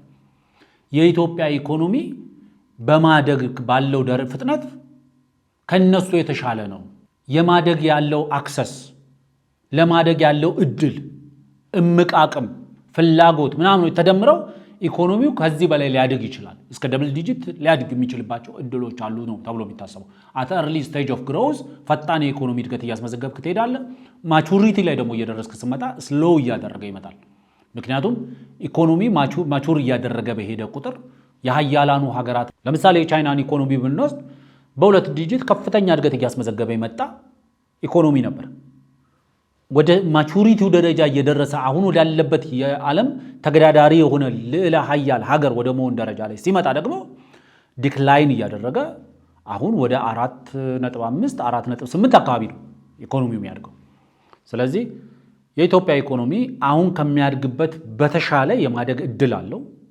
በተለይ የሰላምና የጸጥታ ችግሮች ከተፈቱ፣ በተለይ አሁን እንደያዝነው የተፈጥሮ ሀብቶቻችንን በአግባቡ መጠቀም ከቻለን፣ ዜጎቻችንን ከሚያጉላላ የግብር ስርዓት ከተላቀቅን እያልን ብዙ ምክንያቶችን ልንደረጅ እነዚህ ነገሮች ከተፈቱለት የኢትዮጵያ ኢኮኖሚ ለማደግ ያለው አቅምም ያለው ፍላጎትም ያለው አስገዳጅ ሁኔታም በጣም ከበቂ በላይ ነው ደብል ኤንድ ትሪፕል ኢኮኖሚክ ግሮዝ ለማስመዝገብ ብዬ ለማለት እወዳለሁ። ወደ መጨረሻው የመረጃ ክፍላችን ነው የምናመራው። ይህ መረጃ ክፍል ላይ ማንሳት የፈለግኩት ወደፊት ሜቢ በደንብ አብራርተን ለማውራትም እንዲመቸን ፋውንዴሽናል የሆነ አስተያየት ሰጥቼ ለማለፍ ስለፈለግኩ ነው። በኋላ ላይ ከዚህ በሪዮት ሚዲያ ላይ ይሄ በተባለበት የሪዮት ሚዲያ ላይ ኢትዮጵያ ውስጥ እየተካሄዱ ያሉ የትጥቅ ትግል እያደረጉ ያሉ ታጣቂዎችን በፖለቲካ ፕሮፓጋንዳ በመደገፍ የሚታወቁ የተለያዩ የፖለቲካ ሰዎች የሰጡትን ፖለቲካል ኦቨርቪው ለማየት እንሞክራለን። በኋላ ላይ እሱን በተወሰነ ደረጃ ለማየት እንሞክራለን። አሁን ግን ዲፖፑሌሽን የኢትዮጵያ መንግስት እንደ ስትራቴጂ እየተጠቀመበት ነው የሚል ነገር የተነሳው ነገር ላይ አንድ መሰረተ ቢስ አሊጌሽን ስለሆነ፣ ምክንያቱም ለዚህ እንደ ማስረጃ ሆኖ የቀረበው ለምሳሌ ቴዎድሮስ ጸጋዬ ያረፈደ ብለውኝ ነበር ይዞ መጥቷል። ያረፈደ ብለውኝ ነበር ብቻ ሳይሆን በተጨባጭ ማስረጃ ማስደገፍ የምችለው ብሏል። በተጨባጭ ማስረጃ ጠቅላይ ሚኒስትሩ በዛ በተባለው ቦታ ላይ ይህንን ማለታቸውን ተጨባጭ ማስረጃ ካለ አውጣው። አሁን ያሉባልታ ዘመን ላይ አይደለም ያለነው። ጠቅላይ ሚኒስትሩ በ2021 በተካሄደ በአንድ ባለስልጣን ልጅ ሰርግ ላይ ዋዜማ ላይ ተገኝተው ይላል። እዛ ለተገኙ የቀድሞና የአሁን ባለስልጣናት ከግማሽ በላዩ የኢትዮጵያ ሕዝብ መኖር የሚገባው አይደለም ብለዋል። ይህንን ለማለታቸው ደግሞ ተጨባጭ ማስረጃ አለኝ ብሏል። አምጣ ማስረጃ አምጣ። ይህንን መሰረት አድርጎ የኢትዮጵያ መንግስት ዲፖፑሌሽንን እንደ ስትራቴጂ እየተጠቀመው ነው የሚል ነው ክስ ለማቅረብ የሞከረው። ዲፖፑሌሽን ኦልድ ፋሽን ነው። ይሄ አዲስ ጽንሰ ሀሳብ አይደለም። ማልቴዥያን ቲዎሪ የሚያወራው ስለዚህ ነው። ለኢኮኖሚክስ ቅርብ የሆኑ ሰዎች ቶማስ ማልተስን ታውቁታላችሁ። ለብሪጅ ቤተሰብ የሆናችሁ ሰዎች ቶማስ ማልተስን ደጋግሜ ነው ያነሳዋለሁ። ፖፑሌሽን ኢኮኖሚስት ነው። በዜግነት እንግሊዛዊ ይመስለኛል። ለዛውም ብዙ ጊዜ የማነሳው ቶማስ ማልተስ የቶማስ ማልተስ ቲዎሪ ማልቴዚያን ቲዎሪ የሚባለው የዳርዊኒያን ቲዎሪን ሰርቫይቫል ኦፍ ዘ ፊተስትን አመጣ። የዳርዊኒያን ቲዎሪ ደግሞ የናዚ ቲዎሪን ይዞ መጣ። አዶልፍ ሂትለር ሮል ሞዴል ማን ነው ሲባል በማይ ስትራግል በሚለው መጽሐፉ ላይ ቻርልስ ዳርዊንን ነው እንደ ሮል ሞዴል የሚወስደው። ስለዚህ እቺን የተወሰነ ነገር ማብራራት ስለፈለኩ ነው መረጃ ክፍል ላይ ብቻ ያመጣሁት ነጥዬ። ቶማስ ማልተስ የፖፑሌሽን ኢኮኖሚስት ነው። ስነ ህዝብ የሚያጠና ኢኮኖሚስት ነው። በጣም ይሄ ታዋቂ የሆነ ኢኮኖሚስት የሚባል ነው በቀድሞ ዘመን። ምንድነው የሚለው? የዓለማችን ላይ ትልቁ ስጋት የህዝብ ቁጥር ነው ይላል። ስለዚህ ዓለም ወደፊት የሚገጥማት ትልቁ ችግር ህዝብ ነው፣ የህዝብ ቁጥር መጨመር ነው። ስለዚህ ለማልተስ ምንድነው ህዝብ ችግር ነው ብሎ ያምናል ማለት ነው። የህዝብን ቁጥር ኮንትሮል ማድረግ ያስፈልጋል ይላል። የህዝብን ቁጥር ኮንትሮል ካላደረግከው ህዝብ ችግር ይሆናል ይላል። ግን እስከዚህ ድረስ ብዙ ችግር የለበትም። ምክንያቱም የህዝብ ቁጥርን ካለው ሪሶርስ ጋር የማመጣጠን ካሉ እድሎች ጋር የማመጣጠን ስራ ዳስ ናይስ፣ ዳስ ኢኮኖሚክስ፣ ዳስ ፖለቲካል ኢኮኖሚ፣ እሱን ማስረዳት ይቻላል።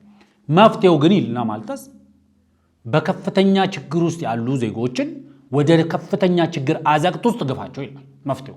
በጦርነት ውስጥ ያሉ ህዝቦችን በጦርነት ውስጥ ጦርነቱን አጋግልባቸው ይላል። እንደ ኮንትራሴፕቲቭ ሜካኒዝም ነው የሚጠቀሙ ጦርነትን፣ ሁኔታቸው፣ የኑሮ ሁኔታቸውን፣ ድህነታቸውን፣ በሽታና ቸነፈሩን እንደ መልካም አጋጣሚ ተጠቀምና ህዝብ ቀንስበት። ችግር ካለ ችግሩን ከመፍታት ይልቅ አባበስባቸው። ቶማስ ማልተስ ይሄንን ነው የሚለው። ይህንን እንደ ህዝብ ቁጥር መቆጣጠሪያ አድርጎ ይጠቀማል ማለት ነው። ስለዚህ የተመረጡ ሰዎች ኢኮኖሚካሊ ኳሊፋይድ የሆኑ ሶሻሊ ኳሊፋይድ የሆኑ ዜጎችን ብቻ የሚኖሩበት ነባራዊ ሁኔታ ፈጠር የሚል አስተምሮት ነው የማልቴዚያን ቲዎሪ የሚያወራው። ስለዚህ ማልተስ ምን ይላል? የተመረጡ the selected ones ናቸው መኖር ያለባቸው። በምን መስፈርት? በኢኮኖሚ አቅማቸው። በምን መስፈርት? በበሽታ ተጋላጭነታቸው። በምን መስፈርት? በጦርነት ችግር ሲፈጠር ያንን ችግር ህዝቡ ሊያባብሰው ይላል ማልተስ። ስለዚህ የተመረጡት ብቻ ይኖራሉ። then ሂትለር ይመጣና ዳርዊን ይመጣና ከቶማስ ማልተስ የወሰደው ምን ይላል? survival of the fittest ፊት የሚያደርገው ብቻ ካለው ነባራዊ ሁኔታ ጋር ፊት የሚያደርገው ብቻ ነው ሰርቫይቭ ማድረግ ያለበት ይላል። ናቹራል ሴሌክሽን ኤንድ ሰርቫይቫል ኦፍ ዘ ፊተስት ይሄንን ነው የሚለው የዳርዊን ቲዎሪ። ለባዮሎጂ ቅርብ የሆናችሁ ሰዎች ታውቁታላችሁ። ስለዚህ የተመረጡት ናቸው መኖር ያለባቸው ይላል ዳርዊን። ዳርዊኒያን ቲዎሪ የሚባለው እሱ ነው። የተመረጡ ከአካባቢው ነባራዊ ሁኔታ ጋር በአግባቡ ፊት ማድረግ የሚችሉ ሰኬት ማድረግ የሚችሉ ሰዎች ናቸው መቀጠል ያለባቸው። the weakest one እየጠፉ መምጣት አለባቸው፣ ደካሞች መጥፋት አለባቸው ይላል ዳርዊን። ደን ናዚ ይመጣና አዶልፍ ሂትለር ምንድነው የሚለው? we are the selected one እኮ ነው የሚለው።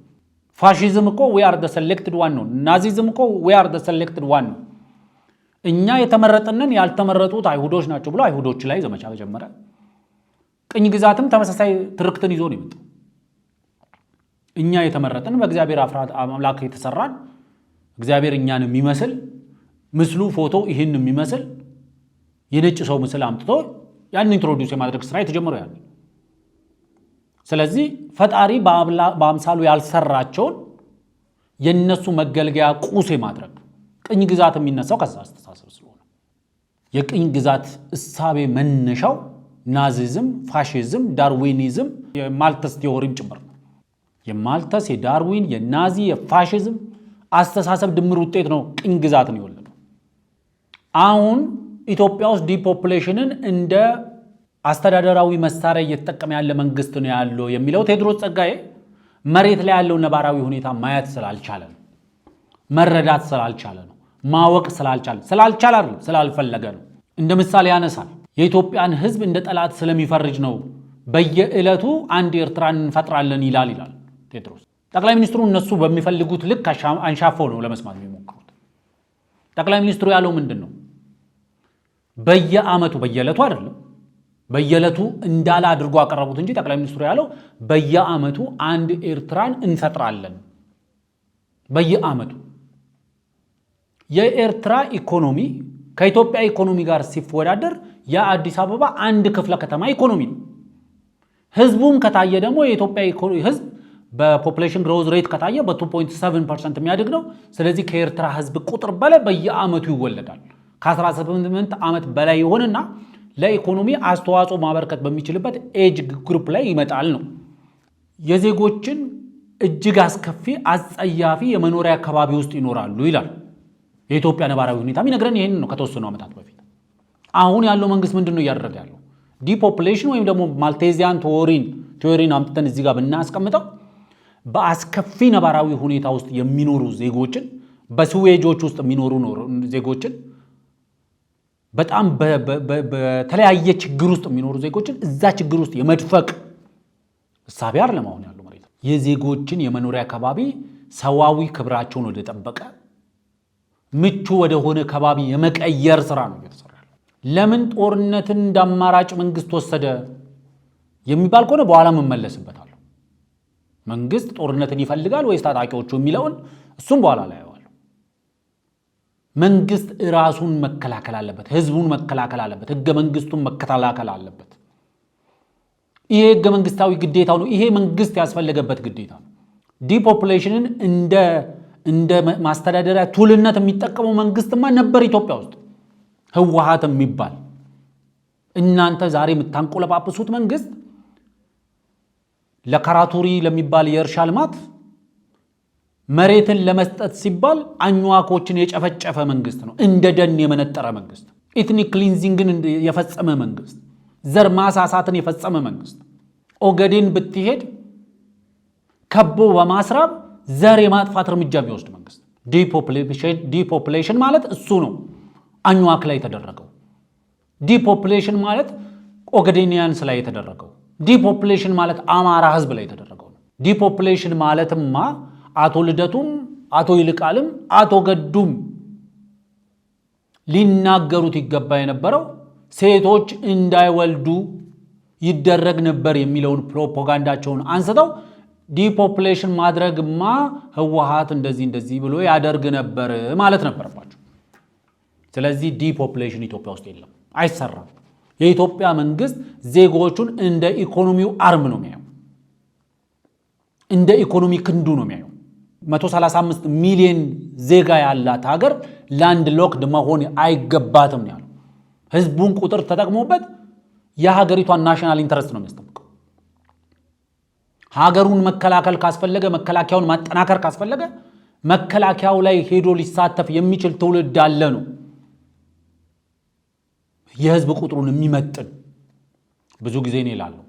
1% ቢሆን መከላከያ ቢያንስ እስከ 1% መምጣት አለበት እላለሁ ብዙ ጊዜ። የህዝብ ቁጥራችን 1% 1.3 ሚሊዮን አካባቢ የመከላከያ ቁጥር መምጣት አለበት። ወይም ደግሞ የመከላከያና የሎ ኢንፎርስመንት ተቋማት የፖሊስ የክልል ፖሊሶችንም የፌዴራል ፖሊሱንም ጨምሮ የህግ አስከባሪ አካላት ቁጥር ከፖፑሌሽኑ ቢያንስ 1% መሆን አለበት። አዲስ ቃል እንዳመጣ ሰው ዲፖፕሌሽንን እንደ ርዕዮት የሚከተል ዲፖፕሌሽንን የሚከተለው መንግስት ተመልሶ ላይመጣ ሄዷል። ለኔ የንጉሥ ስርዓትን መመለስ ያክል ከባድ ነው ካሁን በኋላ ህወሓትን ወደ ስልጣን መመለስ፣ በተለይ ደግሞ ወደ ኢትዮጵያ ስልጣን ላይ መመለስ። በትግራይ ስልጣን ላይ ማስቀመጥ በራሱ በዛ ደረጃ ከባድ ነው። ዲፖፕሌሽንን እንደ ፍልስፍና እንደ ርዕዮተ ዓለም የሚከተል መንግስት ህወሓት። እናስታውሳለን እኮ ህዝብን እኛ ይላሉ እኮ የቀድሞ ጠቅላይ ሚኒስትር መለስ ዜናዊ። አፍ ብቻ ሳይሆን የሚበላ ወይም አፍ ወይም ሆድ ብቻ ሳይሆን ይዞ የሚወለደው እጅና እግርም ነው፣ ስለዚህ ሊሰራ ይችላል የሚል እየተነገረ ኢኮኖሚ ውስጥ ግን ህዝብን ኢንጌጅ የማድረግ ስራ ላይ ሆን ተብሎ ጫና እየተደረገ ዜጎች ተከቦ የሚጨፈጨፉበት ሀገር ነው የፈጠረው። አሁን ትላንትና መንግስት ዜጎችን ከቦ ይጨፈጨፍ ነበር። አሁን ታጣቂ ቡድኖች በእነዚህ ፖለቲከኞች ትርክት ታጅበው ዜጎችን እየከበቡ ይጨፈጭፋሉ። ይህን የመከላከል ግዴታ መንግስት አለበት። አዎ አለበት። እሱም በኋላ እንመጣበታለን። ጀስት መረጃ ክፍል ላይ እችን ፓርት ላንሳ ብዬ ነው። ከብሪጅ መተላለፊያ በኋላ ወደ ዋናውና አበይት አጀንዳዎቻችን እናልፋለን።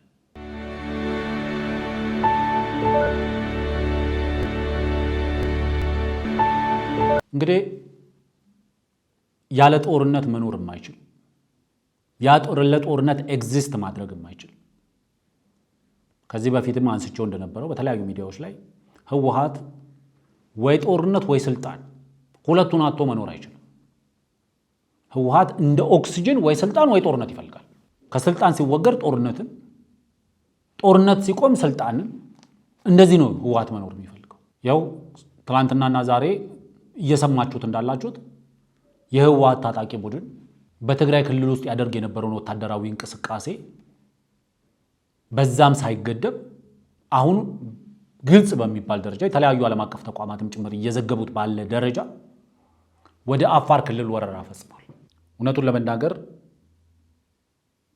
ይሄ ነገር የመሆን እድል እንዳለው ደጋግመን ተናግረናል። ኦልሞስት ከወራት በፊት የሻዕቢያ ተልእኮን አንስተን ሻዕቢያ የኢትዮጵያ ወደ ባህር በሩ እንዳትመጣ በባህር በር የምትጠቀምበትን መስመር የመዝጋትና የኢትዮጵያን ኢኮኖሚ የማስጨነቅ ስትራቴጂ ለመከተል ከፍተኛ ፍላጎት አለ። ከፍተኛ ፍላጎት። ይህንን ፍላጎቱን ለማሳካት በቀጥታ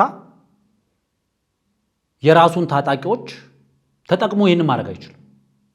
ምክንያቱም ኮንሲኩዌንሱ ምን ሊሆን እንደሚችል ያውቃል ይመስለኛል። ከተወሰኑ ዓመታት በፊት የቀድሞ ኢታማዦር ሹም ጀነራል ሳሞራ የኑስ ከበቃሉ ጋር ይመስለኛል ቆይታ ባደረጉበት ሰዓት ላይ ሻዕቢያ ኢትዮጵያን የመውጋት የፍላጎት እጥረት የለበትም። ኦልዌይስ ፍላጎቱ አለ። አቅሙና ምን ሊሆን ይችላል የሚለውን ያላረጋገጠው። ስለዚህ ሻዕቢያ በራሱ ማድረግ የማይፈልገውን ነገር አሁን በሞኝ ክንድ የዘንዶ ጉድጓድ ይለካል እንደሚባለው ኢትዮጵያ ውስጥ ያሉ ታጣቂዎችን አቀናጅቶ አስተባብሮ አስተዛዝሎ የኢትዮጵያን ክፍል ወደ ትርምስ ውስጥ ማስገባት።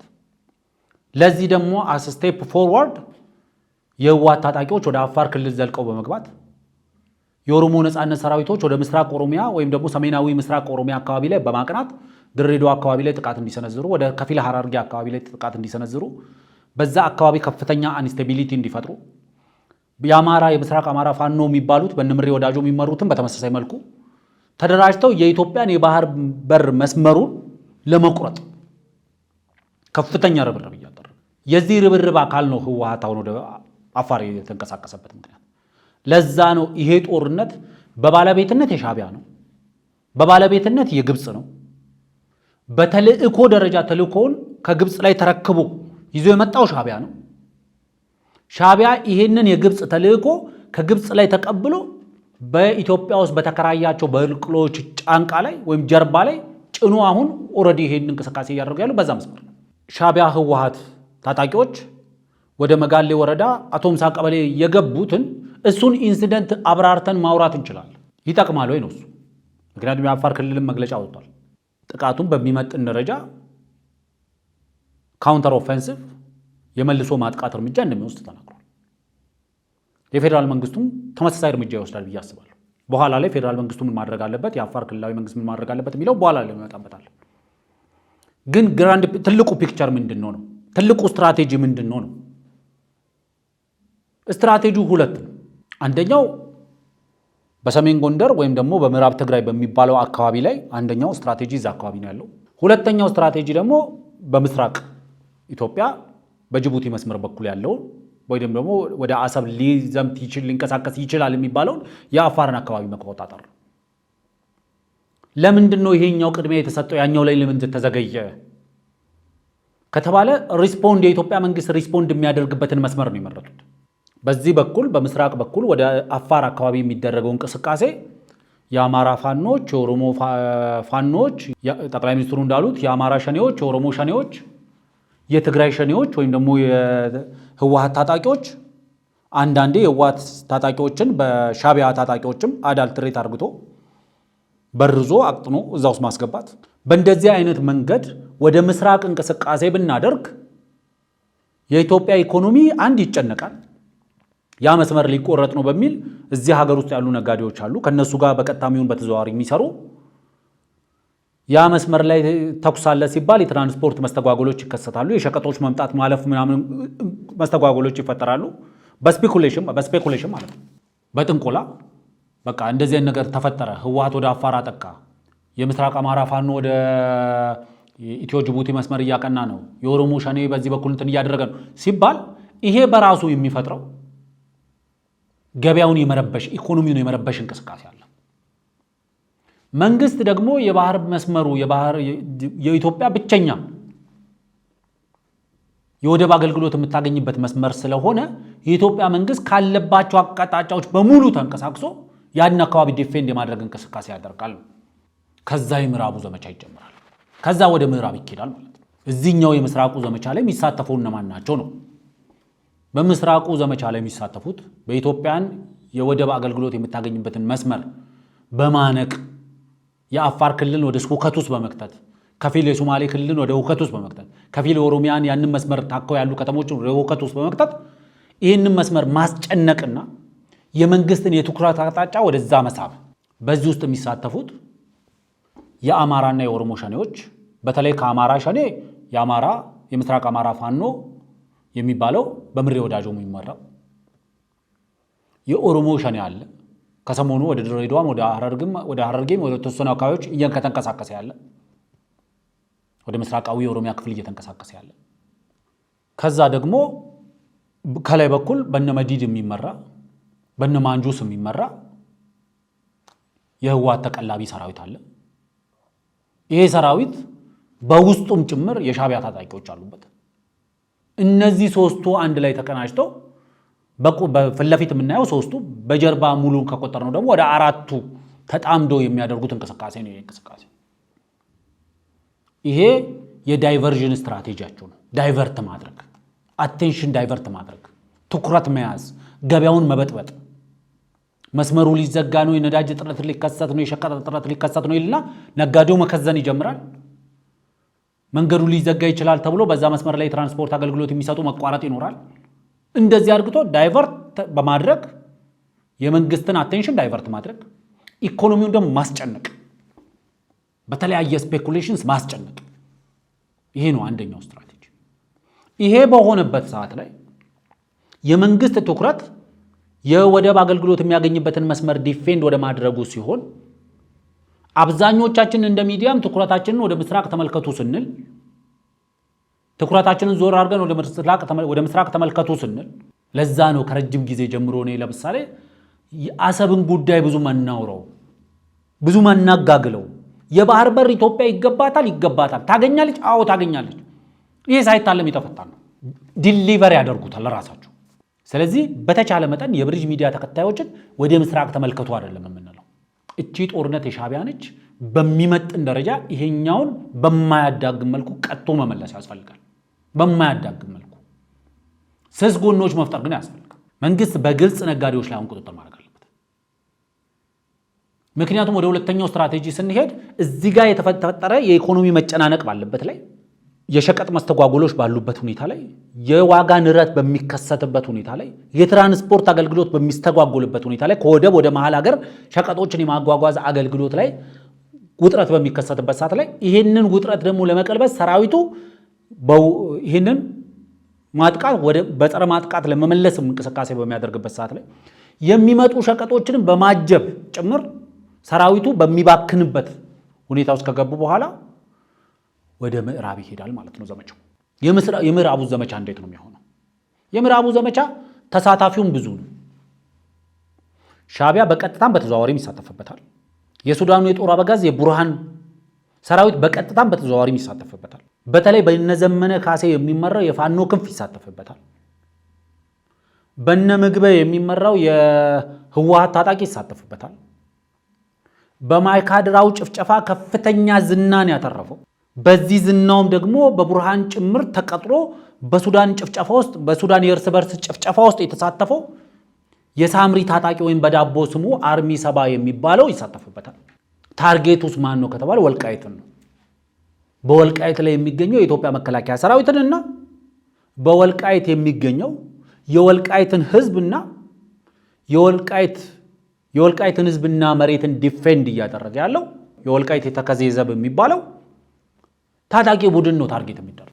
በዚህ መልኩ የአማራ ህዝብንና መሰረተ ልማቱን በማውደም የሚታወቀው የነዘመነ ከፊል የአፋድ ታጣቂዎችም ጭምር የሚሳተፉበት እነ ምግበ ከትግራይ የሚሳተፉበት የቡርሃንና የሻቢያ ወታደራዊ አመራሮች የማስተባበር ስራውን የኦፕሬሽን ስራውን በበላይነት የመምራት ስራውን የሚሰሩበት የማይካድራውን ጭፍጨፋ በመተግበር ዝናን ያተረፈው ሳምሪ የሚባለው ወይም ደግሞ አርሚ 7 በመባል የሚታወቀው ታጣቂ የሚሳተፍበት ጥቃት ያን ይጀምራል ማለት ነው። ግን ያንን በማስተባበር በምዕራብ በኩል ኢትዮጵያ ከሱዳን ጋር የሚያዋስናትን ድንበር ሙሉ ለሙሉ በታጣቂዎች ቁጥጥር ስር ማስገባት። ምክንያቱም ለሻቢያ ትልቁ ወደ ኢትዮጵያ ለመግባት አስቸጋሪ ሁኔታ ይፈጥርብኛል ብሎ የሚያስበው ምክንያቱም ለዚህ እንደ መነሻ አድርጌ ማየት የምፈልገው በቅርብ የሻቢያው ማስተር በቅሎ ነው የምንለው አንዳርጋቸው ጽጌ በግልጽ የተናገረውን መስማት ትችላላችሁ። የኢትዮጵያ መንግስት ወደ አሰብ ቢንቀሳቀስ የሻቢያ መንግስት ወደ ምዕራብ ኢትዮጵያ ኢትዮ ሱዳን ቦርደር ነው የሚንቀሳቀስ፣ ወልቃይትን ነው የሚቆጣጠረው፣ በወልቃይት በኩል አድርጎ ወደ መሃል አዲስ አበባ ነው የሚተማው፣ አሰብ ላይ አይዋጋቸውም የሚል ነገር ተናግሯል። ስለዚህ ዋናው ጽንሰ ሐሳቡ ኦፕሬሽኑ ሁለት አቅጣጫ ላይ ያለው የማስጨነቅና የዳይቨርዥን ዓላማ ያለው በምስራቅ ኢትዮጵያ የወደብ አገልግሎት የምታገኝበት መስመር ላይ በተለይ አፋር ላይ ትኩረት ማድረግ፣ የፖለቲካል አቴንሽኑም የፕሮፓጋንዳ አቴንሽኑም የሚሊተሪ አቴንሽኑም የኢኮኖሚ አቴንሽኑም ወደ ምስራቅ በሚሆንበት ሰዓት ላይ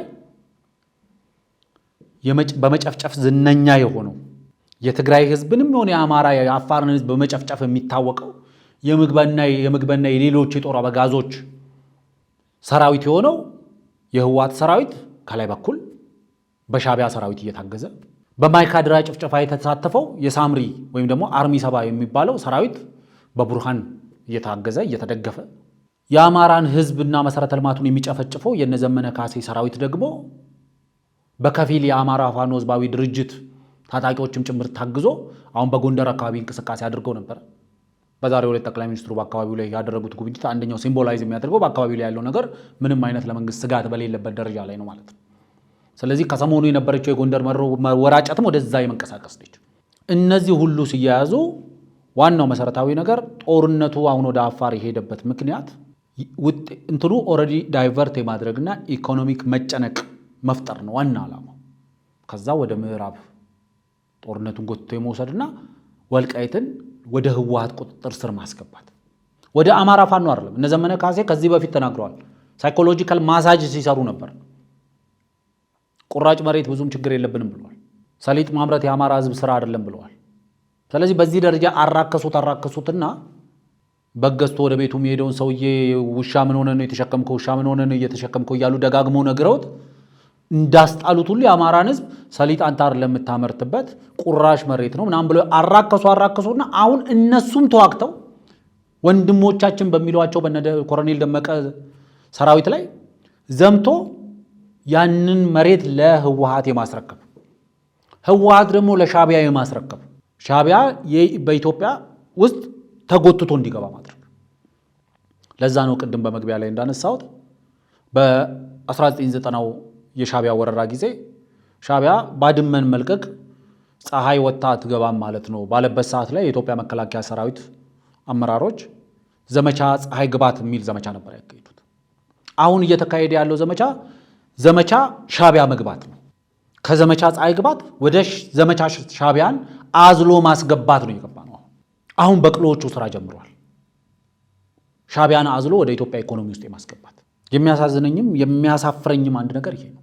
ትላንትና በ10 ሺዎች በመቶ ሺዎች የሚቆጠሩ ወጣቶቻችንን ገብረን ፀሐይም እንደወጣች አትቀርም ብለን በዘመቻ ፀሐይ ግባት ሻቢያን ድል አድርገን ያሸናፊ ተሸናፊዎች ሆነን ከዛ የተረፈ በዛ የደረሰብን የሞራል ስብራት ሳይቀር አሁን ያንኑ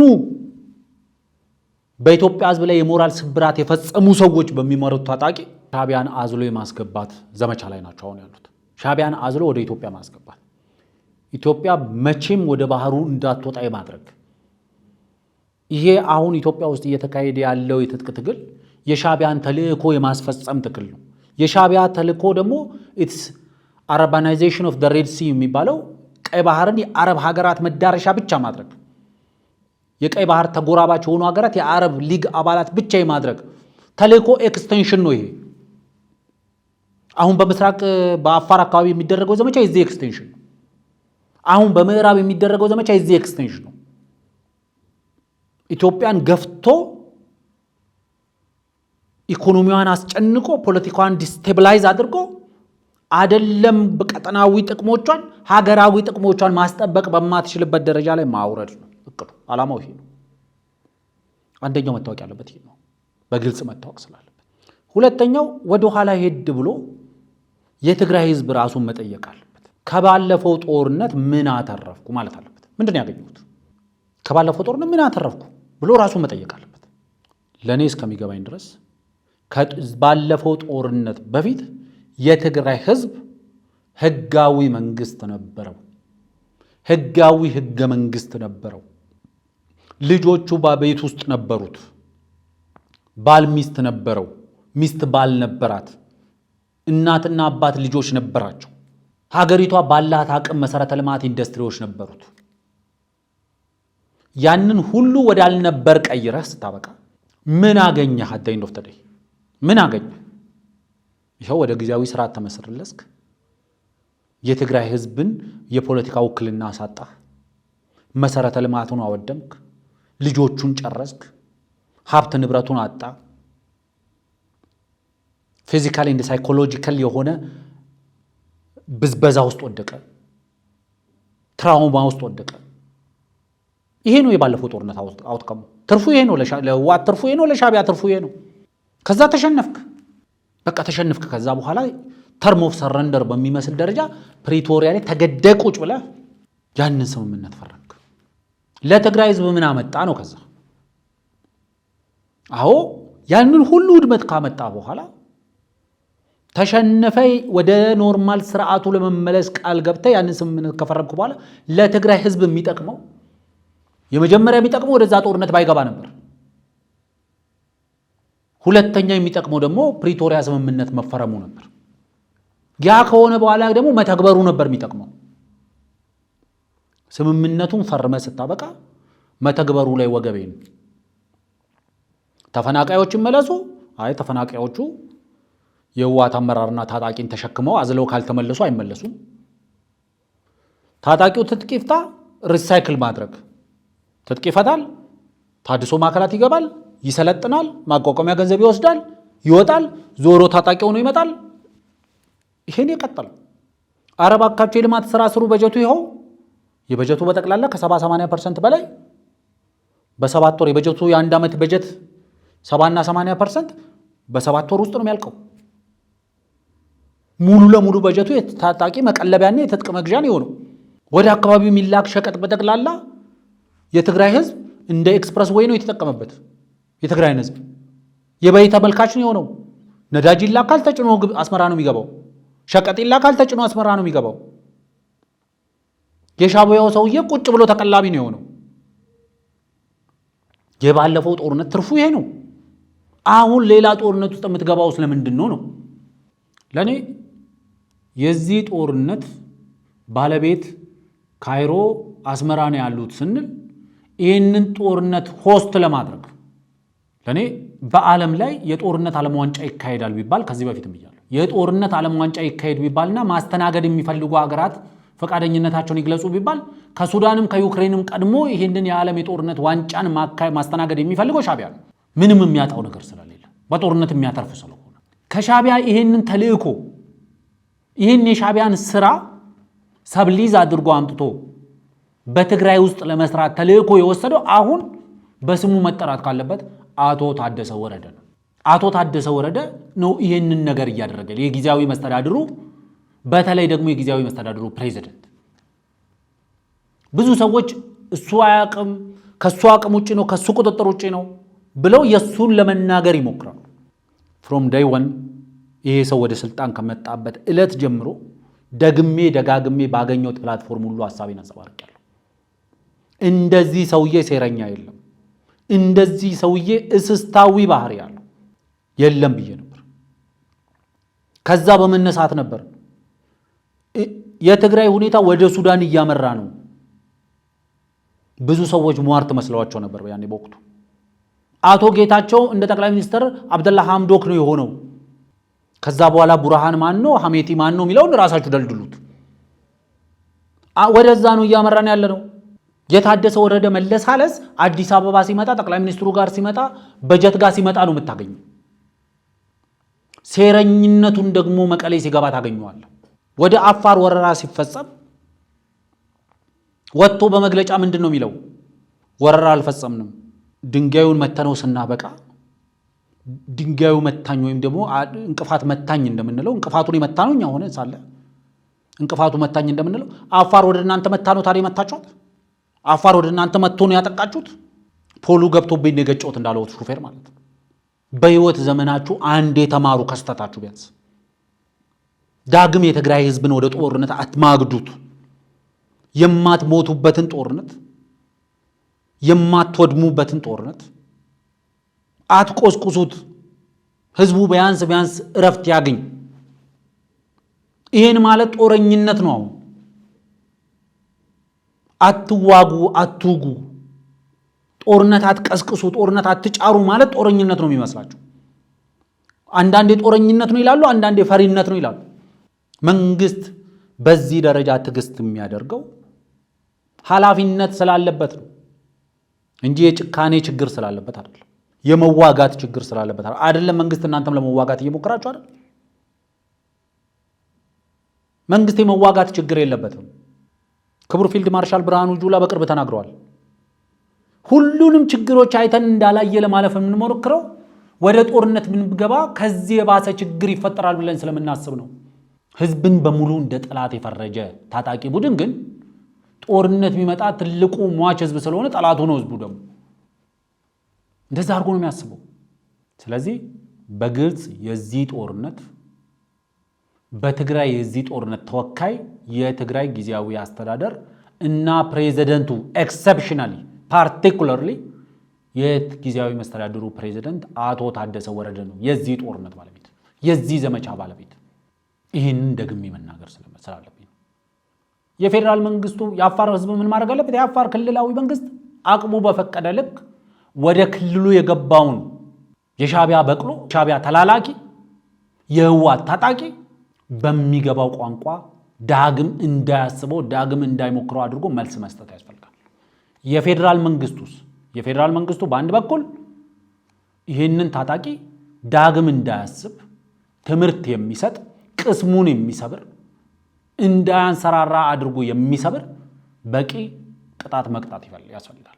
ሁለተኛ የበጀትን በተመለከተ በጀት የታጣቂ ማሰልጠኛ የጦር መሳሪያ መግዣ የቀለም መስፈሪያ ስለሆነ የታጣቂዎች ቀለም መስፈሪያ ስለሆነ መንግስት ኦልተርኔቲቭ በጀቲንግ ሲስተም እስከሚያገኝ ድረስ ይህንን በጀት መሳብ አለበት። የትግራይ ህዝብ ምንም አይሆንም። ምክንያቱም እስካሁንም የሚላከው በጀት ለትግራይ ህዝብ የፈየደው ነገር አንዳንዶች መንግስት ይህንን በጀት ካቋረጠ የትግራይ ህዝብ ይጎዳል ይላሉ። ላይክ በጀቱ ለትግራይ ህዝብ እየዋለ እንዳለ መንገድ እየተሰራለት እንዳለ ትምህርት ቤት እየተሰራለት እንዳለ ተፈናቃዮች ሰብአዊ ድጋፍ እየተደረገላቸው እንዳለ አድርገው በጀቱ ከተቋረጠ እኮ የሚጎዳው የትግራይ ህዝብ ነው። ጎበዝ በጀቱ ለትግራይ ህዝብ እየዋለ አይደለም። አንደኛው በጀቱን በተመለከተ ኦልተርኔቲቭ አማራጭ ሐሳቦችን እስኪያመጣ አማራጭ የበጀት አለቃቀቅ ሜካኒዝም ህዝቡን ታርጌት ያደረገ ህዝቡን አድሬስ የሚያደርግ የበጀት መልቀቅ አካሄድ እስኪመጣ ድረስ መንግስት እዛ ላይ ጥንቃቄ ማድረግ አለበት። ሌላኛው በግልጽ ማስቀመጥ አለበት። የጊዜያዊ አስተዳደሩ በትግራይ ክልላዊ መንግስት ውስጥ በሚንቀሳቀሱ ታጣቂዎች ዊዝን ትግራይ በትግራይ ውስጥም ከትግራይ ውጭም ለሚያደርጉት እንቅስቃሴ ሁሉ የትግራይ ጊዜያዊ አስተዳደር ፕሬዚደንቱ በተለይ ፕሬዚደንቱ አቶ ታደሰ ወረደ ተጠያቂ እንደሚሆኑ ኃላፊነት እንዳለባቸው ኃላፊነት እንደሚወስዱ በይፋ ማሳወቅ አለበት። ሌላኛው በጀትን በተመለከተ የፌደራል መንግስቱ በሰሞኑ የወሰደው እርምጃ አለ። ሁለት አይነት ምልክት ነው እሱ። አንደኛው የፌደራል መንግስቱ በራሴ በምልከው ገንዘብ በሚሰለጥን ሰራዊት በሚገዛ መሳሪያ በሚሸመት ትጥቅና ስንቅ ራሴ ላይ ጦርነትን ራሴ ፋይናንስ አላደርግም የሚል እርምጃ ለመውሰድ ኮንሲደር እያደረገ ለመሆኑ አመላካሽ ነው። እያደረገ ለመሆኑ ኮንሲደር እያደረገ የሚስተካከል ነገር ስላለው ነው የሚለው ደብዳቤው፣ ስክሪኑ ላይ የምትመለከቱት ደብዳቤ። ሁለተኛ ምንድነው የሚያሳየው?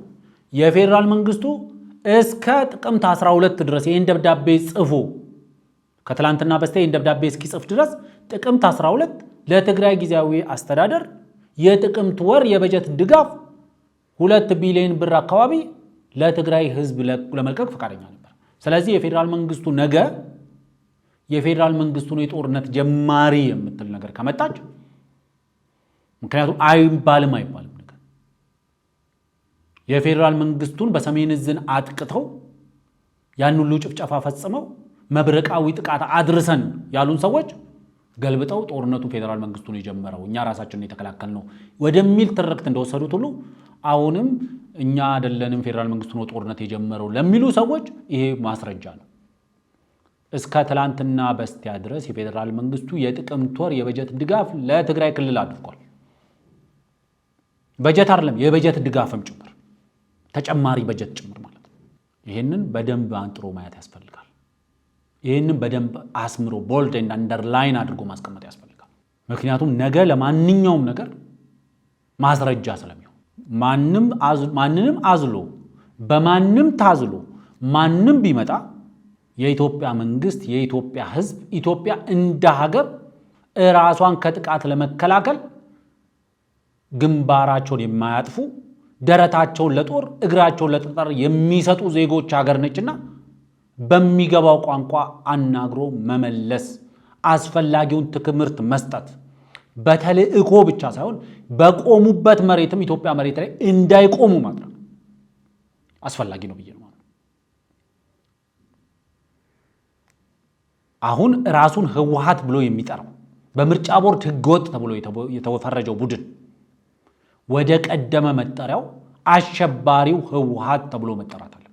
ከዚህ ቡድን ጋር የሚደረግ ማንኛውንም ትብብር እንደ ወንጀል ዲክሌር ማድረግ ያስፈልጋል። ዳግም ህወሓት ወደ ስልጣን ሲመጣ ኢሃፓ መሆን ወንጀል እንደሆነ በህግ እንደከለከለችው ሁሉ ህወሓትነትን በህግ መከልከል ያስፈልጋል። ህወሓት በኢትዮጵያ መሬት ላይ በትግራይ መሬት ላይ የፖለቲካል ኢንስቲትዩሽን ሆኖ እንኳን የመቀጠል ሁኔታው ላይ ህጋዊ ክልከላ ማስቀመጥ ያስፈልጋል ብዬ ነው ማለት ነው። ይህንን ካልኩ ከብሪጅ መተላለፊያ በኋላ ወደ ቀጣዩ አጀንዳ አልፋለሁ።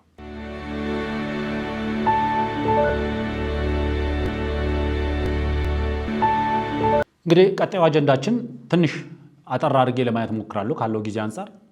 ብዙ ጊዜ የኢትዮጵያ ተቃዋሚ ፓርቲዎች የኢትዮጵያ ተቃዋሚ የምልበት ዋነኛው ምክንያት ኢትዮጵያን ነው የሚቃወሙት። የኢትዮጵያን ብሔራዊ ጥቅም ነው የሚቃወሙት። የኢትዮጵያን ህልውና ነው የሚቃወሙት። የኢትዮጵያን ጂኦፖለቲካል ኢንትረስት ነው የሚቃወሙት። የኢትዮጵያን ጂኦ ስትራቴጂክ ሬሌቫንስ ነው የሚቃወሙት። እነዚህ ተቃዋሚዎች አሉ።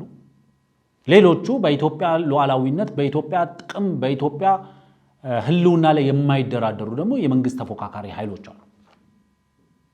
መንግስት ለመሆን ካለው መንግስት ጋር የሚፎካከሩ እነሱን አይመለከትም። ከዚህ በኋላ የምናገረው ነገር የማወራው ስለ ተቃዋሚዎቹ ስለሆነ የኢትዮጵያ ተቃዋሚዎች ናቸው። እነሱ እንደ ስማቸው የኢትዮጵያ ተቃዋሚ ፓርቲዎች ናቸው። የኢትዮጵያ ተቃዋሚ ታጣቂዎች ናቸው። እነሱ ደጋግሞ የሚሉት ግን አንድ ነገር አለ። ያንን ነው ካውንተር ማድረግ የምፈልገው፣ ሐሳቡን ዲባንክ ማድረግ ስለሚያስፈልግ። ብዙ ጊዜ እነዚህ ታጣቂዎች የሚሉት አንድ ነገር አለ። መንግስት ጦርነትን ወይም ደግሞ የሰላም እጦትን እንደ ግብ ይከተለዋል ነው የሚሉት። የኔ ጥያቄ ለምን ጦርነት የሚያመጣው ገቢ አለ ለመንግስት? ዋናው መሰረታዊ ነገር የኢትዮጵያ መንግስት ለምንድን ነው ጦርነትን የሚፈልገው ተብለው ሲጠየቁ ብዙ ጊዜ የልማት ስራዎችን መስራት ስለማይችል ይላሉ። በጦርነት ውስጥ ሆኖ ኢትዮጵያ ውስጥ ባለፉት 7 ዓመታት የተሰሩ የልማት ስራዎች ህወሓት ኢህአዴግ በስልጣን ላይ በነበረበት 20 ምናምን ዓመታት አልተሰራም። በፈለጋችሁት ማስረጃ ማስደገፍ እንችላለን። በመንገድ ኪሎ ሜትር፣ በትምህርት ቤቶች ቁጥር፣ በጤና ጣቢያዎች ቁጥር፣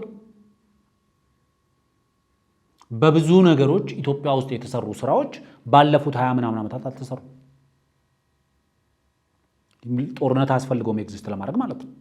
የልማት ስራዎችን እየሰራ ነው መንግስት። የልማት ስራዎችን እየሰራ ያለበትን ለመስራት እየጣረ ጦርነት የማደናቀፍ ስራ ነው እየሰራ ያለው። ስለዚህ መንግስት ጦርነትን አይፈልገውም። ዋን ኦፍ ዘ ሊስት ቲንግ መንግስት የሚፈልገው ጦርነት ሊሆን ይችላል። በጣም እሱ አስገዳጅ ሁኔታ ከተፈጠረ መንግስት ሳይገደድ የገባበት ወይም ደግሞ መንግስት ፈልጎት የገባበት ጦርነት የለም ኢትዮጵያ ውስጥ። የኦሮሚያ ክልል እየተካሄደ ያለን ጦርነት ማየት ትችላላችሁ። እና አቶ ጀዋር ይሄ ጦርነት እኮ ሲጀመር ከመንግስት ጋር ቆመን እንዋጋለን ሲሉ ነበር። ሀጫሉ እኮ በሚሊኒየም አዳራሽ እኮ በተካሄደ ፕሮግራም ላይ እኮ ነው ጠቅላይ ሚኒስትር አብይ አህመድ እና የሻቢያው ሊቀመንበር ኢሳያስ በተገኙበት መድረክ ላይ እኮ ሀጫሉ እኮ ያንን ዘፈን ሲዘፍን የትኛው ጠላት ነው በጭናክሰን ገብቶ የኦሮሞን ህዝብ እየጨፈጨፈ ነበር? የትኛው ጠላት ነው በቦርደዴ ገብቶ የኦሮሞን ህዝብ እየጨፈጨፈ ነበር?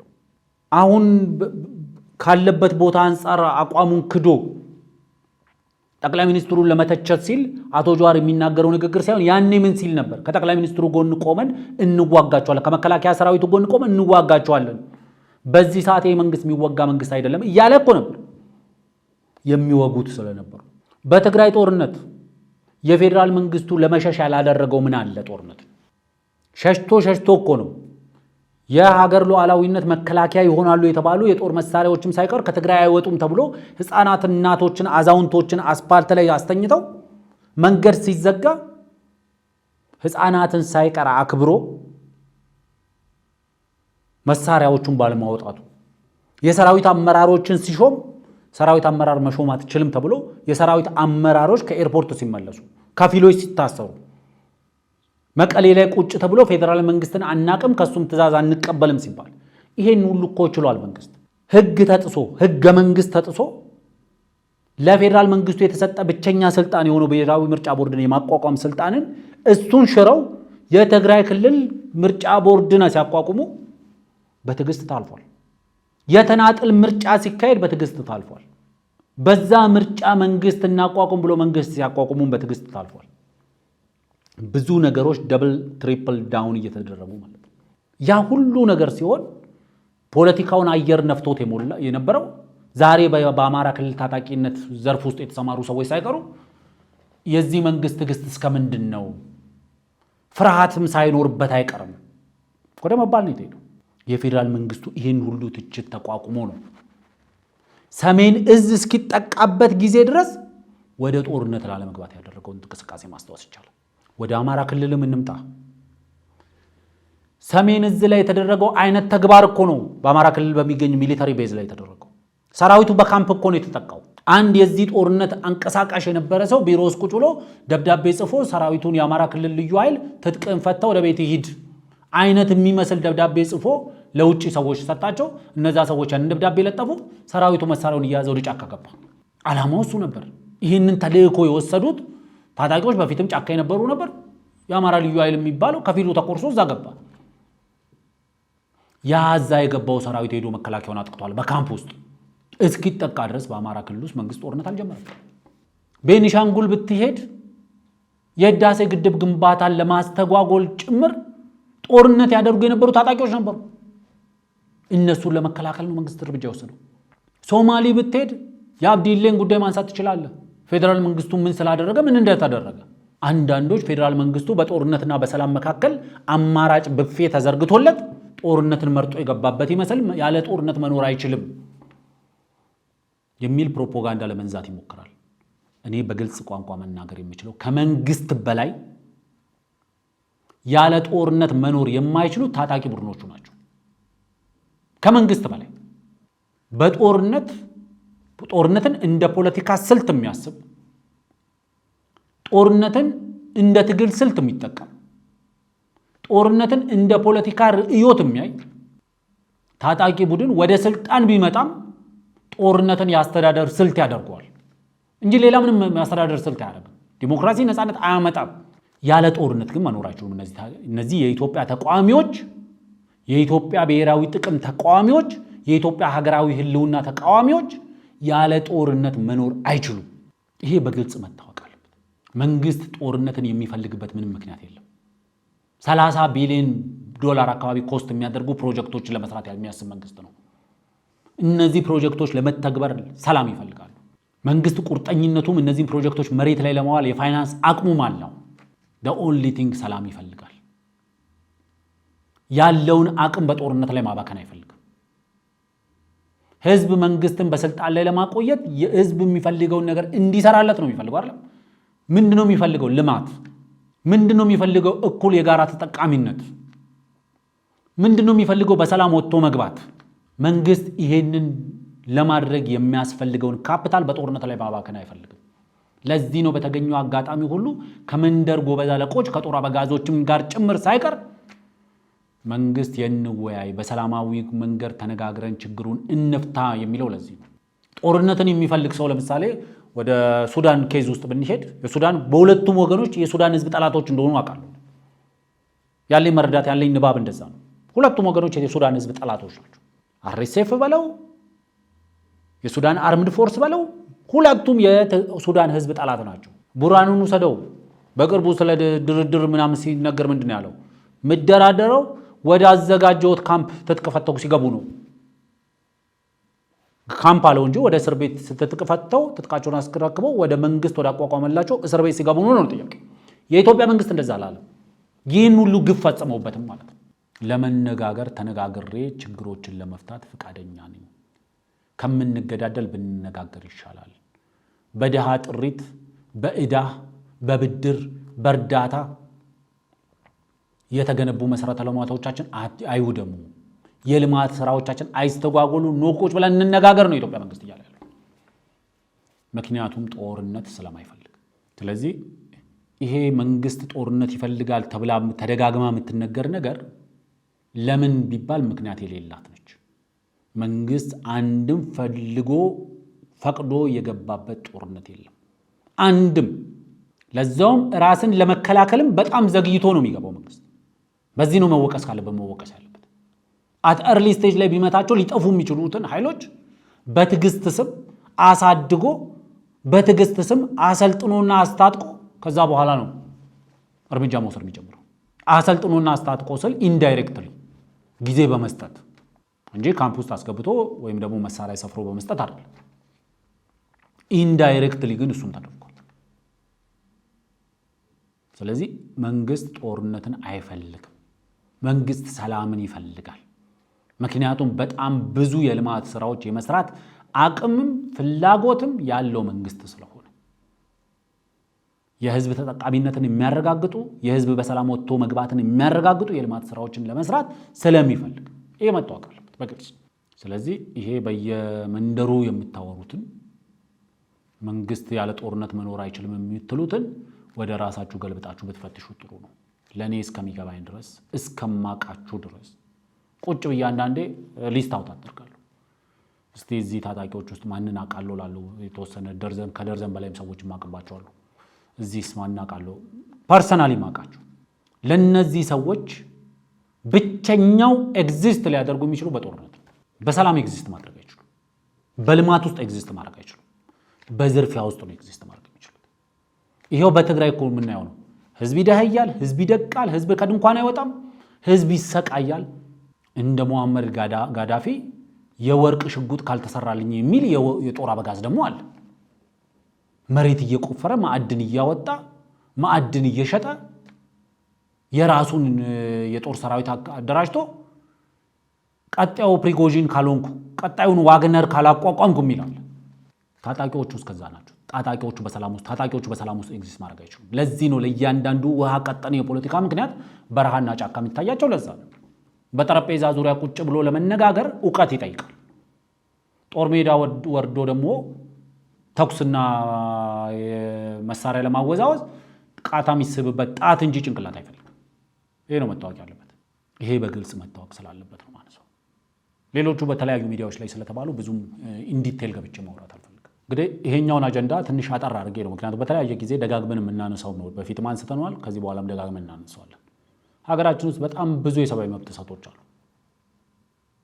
አብዛኞቹ የሰብአዊ መብት ጥሰቶች የሚፈጸሙት ደግሞ በታጣቂዎቹ ነው። እነዚህ ታጣቂዎች ብዙ ሰው የሚሳሳተውና የሚዘነጋው ነገር እንደ ጠላትነት የሚቆጥሩት የመሸጉበትን ህዝብ ነው። የመሸጉበትን መሰረተ ልማት ነው በጠላትነት የሚፈርጁት። ከመንግስት በላይ ጠላታቸው ህዝቡ ነው፣ የመሸጉበት ህዝብ። ከመንግስት በላይ ከመንግስት ታጣቂዎች ከመንግስት ወታደሮች በላይ የነዚህ ሰዎች ታርጌት ሲቪሊያኑ ነው። እና ይህንን በተመለከተ ብዙ ጊዜ እኔም ሆንኩ ብዙ ሰዎች ሲናገር በሰብአዊ መብት ጥበቃ ላይ መንግስት ሁለት ድርሻ አለበት እንላለን።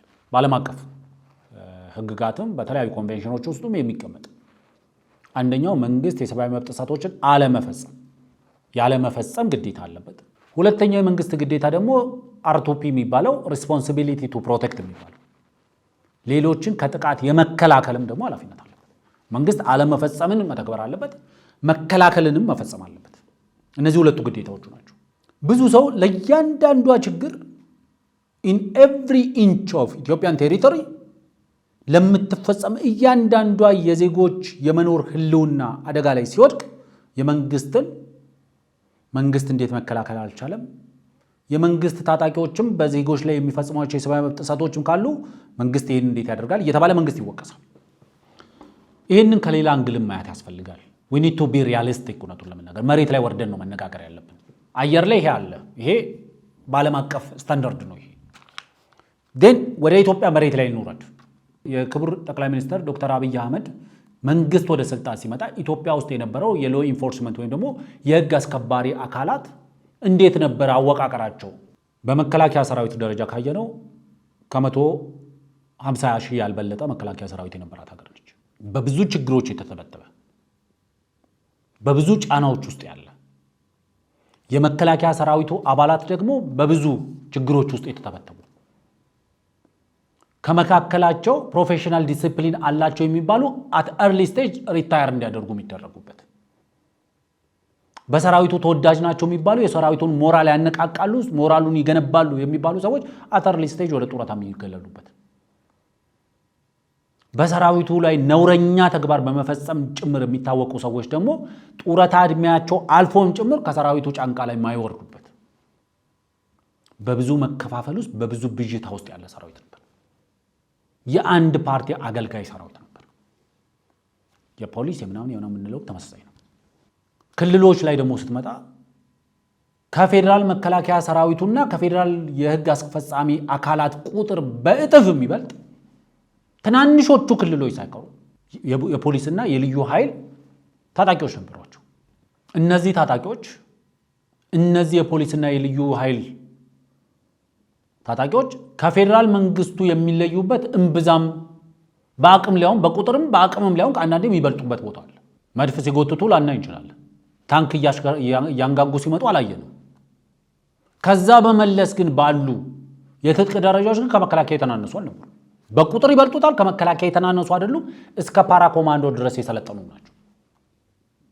በአርሚ ሌቭል የሰለጠኑ ከአብዛኛው የአፍሪካ ሀገራት የወታደር ቁጥር በትጥቅም በውጊያ አቅምም የማይተናነሱ የክልሎች አቅም እስከዛ ድረስ ተገንብቶ ነበር። የፓርቲ ሴንትራሊዝሙ ስላለ አብዛኛው ታጣቂ በሴንትራሊዝሙ መሰረት ወደዚህ ወደ ማዕከሉ ተጠርንፎ የተያዘ ነበር። ስለዚህ ይሄንን ፋብሪኩን በማይጎዳ መልኩ እየበተኑ አንዳንድ ቦታ እንደ ሰበዝ እንደ አለላ እየሰነጠቁ ይሄ ጋለሞታ የሰራውን ወራንታ ባለሙያ አይተረትረውም እንደሚባለው አንዳንድ ቦታ ጋር አላዋቂ የሰራው ሹርባ የሚመስለውን ሁሉ ቀስ እያሉ ራሱን በማይጎዳ ደረጃ እየፈቱ መስመር ማስያዝ ያስፈልግ ነበር። ተሞክሮ የነበረ ለምሳሌ የትጥቅ የመገደብ እንቅስቃሴ አንዱ የዚህ አካል ነበር። የልዩ ኃይሎችን የማፍረስ እንቅስቃሴ አንዱ የዚህ አካል ነበር። እንደዚህ አይነት ነገር ሲመጣ መንፈራገጦች ነበሩ በየክልሉ። የአብዲሌ መንፈራገጥን ማየት ትችላላችሁ። የህወሓት መንፈራገጥ ታዩታላችሁ። ኦሮሚያ ውስጥ የነበሩ መንፈራገጦችም ነበሩ፣ በአማራ ክልልም ነበሩ። እሱ ሳይፈታን ያልፈታም፣ እሱ ሳይፈታን ያልፈታም ይላል። ኦሮሚያ ያለው አማራው ሳይፈታን ያልፈታም ይላል። አማራ ያለው ኦሮሚያ ሳይፈታ፣ ትግራይ ያለው አማራው ሳይፈታ፣ አማራ ያለው ትግራይ ሳይፈታ፣ እንደዚህ ነበር። ሁሉም ጋር እንደዚህ አይነት ነገር ነበር። መንግስት የትጥቅ መገደብ ለመደበኛ የፖሊስ ተግባራት ደረጃ ላይ ትጥቅን የመገደብ ምክንያቱም ብዙ ጊዜ እንደብለው አብዛኛው የአፍሪካ ጦርነት በAK47 ተጀምሮ በAK47 የሚያልቅ በመድፍና በታንክ የምትዋጋው ብዙ ጦርነት የለም።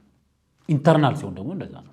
ማን በቂ የሰው ኃይል አለው፣ ማን በቂ በዛ የሰው ኃይል እጅ ላይ ማን በቂ መሳሪያ እጅ ላይ ማሳረፍ ይችላል፣ ስልጠና ትጥቁ ምናምን የሚባለው እዛ ጋር ነው።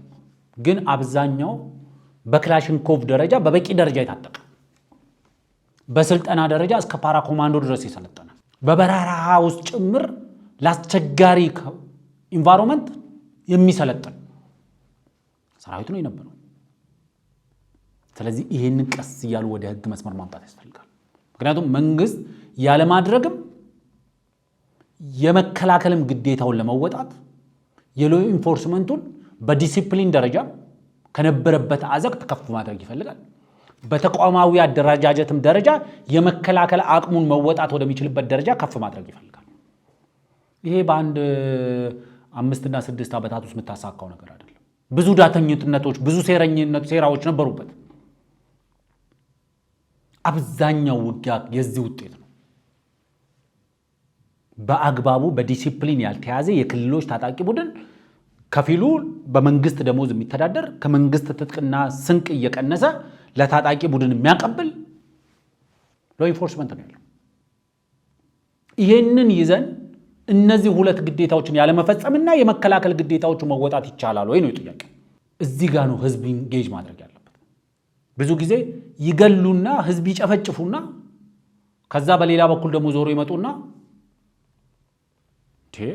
መንግስት ምን ሲሰራ መንግስት ለምን አይከላከልም? ገዳዩ እኮ ነው ለምን አይከላከልም የሚል አንድ የገጣሚ ተስፋውን ግጥም አለች። ስጉኖ ጌታዬ ፈሪኖ ጌታዬ ባሽከሮቹ በኩል ይልክና አፉን ከአድማጮቹ ተርታ ያሳምራል ሰልፉን ትላለች ግጥም። አንዳንዶቹ አፋቸውን ተግባራቸውን ሁሉ ነገራቸውን በሆነ ቦታ ጋር ይፈጽሙትና ተግባሩን ሌላ በእጃቸው ይፈጽሙትና ዞር ብለው ደግሞ በዚህ በኩል ሆኖ መጥተው ደግሞ ወቃሽ ይሆናሉ። መንግስት እንዴት አይከላከልም? ስለዚህ ሁሉም ሰው ተነስቶ በዛ በኩል የልቡን ይሰራና የሚገለውን ይገልና የሚያወድመውን ያወድምና ይመጣና መንግስት መከላከል አልቻለም ይላል። መንግስት የመከላከልም ያለማድረግም ግዴታውን እንዲወጣ በዓለም አቀፍ ስታንዳርድ መከላከልም አለማድረግም ግዴታ ይጥልበትና ይህንን ግዴታው እንዲወጣ ደግሞ አንድ ዓለም አቀፍ ስታንዳርድ ለሁሉም መንግስታት ይሰጣል። ሞኖፖሊ ኦቨር ቫዮለንስ የሚል ኃይልን በብቸኝነት የመጠቀም መብት ይሰጣል። ችግሮች ሲፈጠሩ ኃይልን በተገቢው መልኩ ተጠቅሞ በብቸኝነት ተጠቅሞ ተመጣጣኝ የሆነ ኃይልን ተጠቅሞ ህግና ስርዓት እንዲያስከብር። እነዚህ ታጣቂዎችና በመንግስት መካከል ያለው ልዩነት ይሄ ነው። መንግስት ያለማድረግም የመከላከልም ግዴታ አለበት። በብቸኝነት ኃይል የመጠቀምም ስልጣን የመንግስት ነው። ታጣቂዎቹ ውስጥ ጋር ስለመጣ መንግስትን በምንድን ነው ማሳጣት የሚፈልጉት? ሲቪሊያንን በመግደል መሰረተ ልማትን በማውደም 130 ሚሊዮን ህዝብ አለ ሲባል 130 ሚሊዮን ታርጌት አለ ለታጣቂዎች። እንደ ጫካ እዚህ ህዝብ ውስጥ ነው የሚመሽጉት። ጎጃም ውስጥ ይመሽግና ጎንደር ያለውን ህዝብ ይጨፈጭፋል። ጎጃም ውስጥ ይመሽግና ወለጋ ውስጥ ያለ ህዝብ መጥቶ ይጨፈጭፋል። ወለጋ ውስጥ ይመሽግና ጎጃም ውስጥ ያለውን ህዝብ መጥቶ ይጨፈጭፋል። ወለጋ ውስጥ ይመሽግና ቤኒሻንጉል ውስጥ ገብቶ ይጨፈጭፋል። ለነሱ 130 ሚሊዮን ታርጌት ነው ያለው። የመንግስት ህግ አስከባሪ አካላት with all the difficulties ታርጌቶቻቸው በሺዎች የሚቆጠሩ ታጣቂዎች ናቸው። በ130 ሚሊዮን ህዝብ ውስጥ የመሸጉ ለመንግስት አዳጋች የሚሆነው ለዛ ነው። መሰረተ ልማቱን ፕሮቴክት ማድረግ አለበት። 130 ሚሊዮን ህዝብ ፕሮቴክት ማድረግ አለበት። ከዛ መሰረተ ልማት ከዛ ህዝብ ውስጥ መንቅሮ አውጥቶ ታጣቂዎችን መቅጣት አለበት። ለመንግስት አዳጋች የሚያደርገው እሱ። ስለዚህ ዋናው ማስተላለፍ የፈለኩበት መንገድ ህዝብ ደግሞ እያስጠለላቸው እየከለላቸው ቀለብ እየሰፈረላቸው ያሉ ታጣቂዎችን በራሱ ኪስ ውስጥ እባብ ለመደ ተብሎ በኪስ አያዝም እንደሚባለው በራሱ ኪስ ውስጥ እያሳደጋቸው እያበላ እያጠጣቸው እንዳሉ እባቦች ማየት አለበት። እነዚህ እባቦች ትልቅ ህልማቸው ሻዕቢያን ተሸክሞ አዲስ አበባ ማምጣት ነው። ትልቅ ህልማቸው እሱ። ቀለብ ሰፋሪያቸውን ጀርባቸውን፣ ጭንቅላታቸውን፣ አፋቸውን ያከራዩለትን ሻዕቢያ ተሸክሞ አዲስ አበባ ማምጣት። ይሄ ፕሮጀክት ሻዕቢያን አዝሎ አዲስ አበባ የማምጣት ፕሮጀክት ኤርትራናይዜሽን ኦፍ አዲስ አበባ፣ ኤርትራናይዜሽን ኦፍ ኢትዮጵያ ማለት ነው። ህልማቸው እሱ ነው። እንደ ኤርትራ እንደ ሻዕቢያ የሆነች ሀገር መፍጠር። የኢትዮጵያ ህዝብ ይህንን ማወቅ አለበት። ያለን መከላከያ ሰራዊት ውስን ነው። ያለን የታጠቀ ህግ አስከባሪ አካል ውስን ነው። ከነዚህ ያሉ ታጣቂዎችን ካለን የህግ አስከባሪ አካላትም የዲሲፕሊን ጉድፈት ያለበትም ሊኖር ይችላል። ብዙ ጊዜ ደጋግሜ እንደምለው ወደ ጦርነት ከገባን በኋላ ወደ ግጭት ከገባን በኋላ የማይሆኑ ነገሮች ሁሉ ይሆናሉ። በኢትዮጵያ ምንድነው ባህላዊ ወይም ደግሞ በኢትዮጵያ ወግ ውስጥ በኢትዮጵያ ባህል ውስጥ ነውር የሆኑ ነገሮች ሳይቀሩ ይሆናሉ። ለምን ጦርነት ሁሉን ነገር እንዲሆኑ ያደርጋል? በራሱ መደፈር ይኖራል፣ መጨፍጨፍ ይኖራል፣ መሰረተ ልማት መውደም ይኖራል፣ የገበሬው የለፋበት አዝመራ ይወድማል። ይሄ ሁሉ ይሆናሉ። የጦርነት ህግ የሚባል ነገር እኔ ብዙም አይገባኝም። የጦርነት ህግ አልቦነት ነው። ከጦርነት በመለስ ችግሮቻችንን መፍታት መለማመድ አለብን። የሚጨፈጭፉ ታጣቂዎች በዛ በኩል ማይክሮፎን ቀይረው ክላሻቸውን በማይክሮፎን ቀይረው መጥተው መንግስት የመከላከል አቅም የለውም ተዳክሟል ሲሉን እናንተ የመናገር ሞራል የላችሁም፣ የሞራል ማማ የላችሁም ብሎ መናገር ያስፈልጋል። እነሱ ከሸኔና ፋኖ እየተባለ ሲሞዳሞድ ህዝብ ቀን እያጋጨ ማታ እሱ እስኪ ጠርሙሱ ሲያጋጨ የሚያመሽ ከዛ ሸኔው ለጨፈጨፈው የአማራው ሸኔ ደግሞ ይነሳና መንግስት ደካማ ነው ዜጎች መከላከል አልቻለም ይላል። የአማራው ሸኔ ደግሞ ሲጨፈጭፍ የኦሮሚያው ሸኔ ይነሳና መንግስት ደካማ ነው ህዝብ መጠበቅ አልቻለም ይላል። ይሄ ነው እየሆነ ያለው። አይ ቲንክ ዲስ ኢነፍ በቂ ይመስለኛል ለዊኬንዱ። ስለነበረን ቆይታ ከልብ አመሰግናለሁ። እንደተለመደው ሐሳብ አስተያየታችሁን በኮሜንት ቦክስ ውስጥ አስቀምጡልን። እንዲሁም ደግሞ ፕሮግራማችን ለሌሎች ቢደርስ ቢጋራ ይጠቅማል ብላችሁ ካሰባችሁ ደግሞ ላይክ እና ሼር ማድረጉን፣ ሰብስክራይብ ያላደረጋችሁ ሰብስክራይብ ማድረጉንና ለሌሎች ወዳጆቻችሁ ሰብስክራይብ በማስደረግ ሚዲያችንንም በዚሁ አጋጣሚ እንድታሳድጉ ማስታወስ ወዳለሁ። መልካም የረፍት ጊዜ እንዲሆንላችሁ እመኛለሁ። በለተሰኞ የሚዲያ ዳሳ ፕሮግራማችን እስክንገናኝ ድረስ አብሬያችሁ ቆይታ ያደረግኩት እኔ አፈወርቅ በደዊ ነኝ። በሚቀጥለው ፕሮግራም እስከምንገናኝ ድረስ ጤና ይስጥልኝ።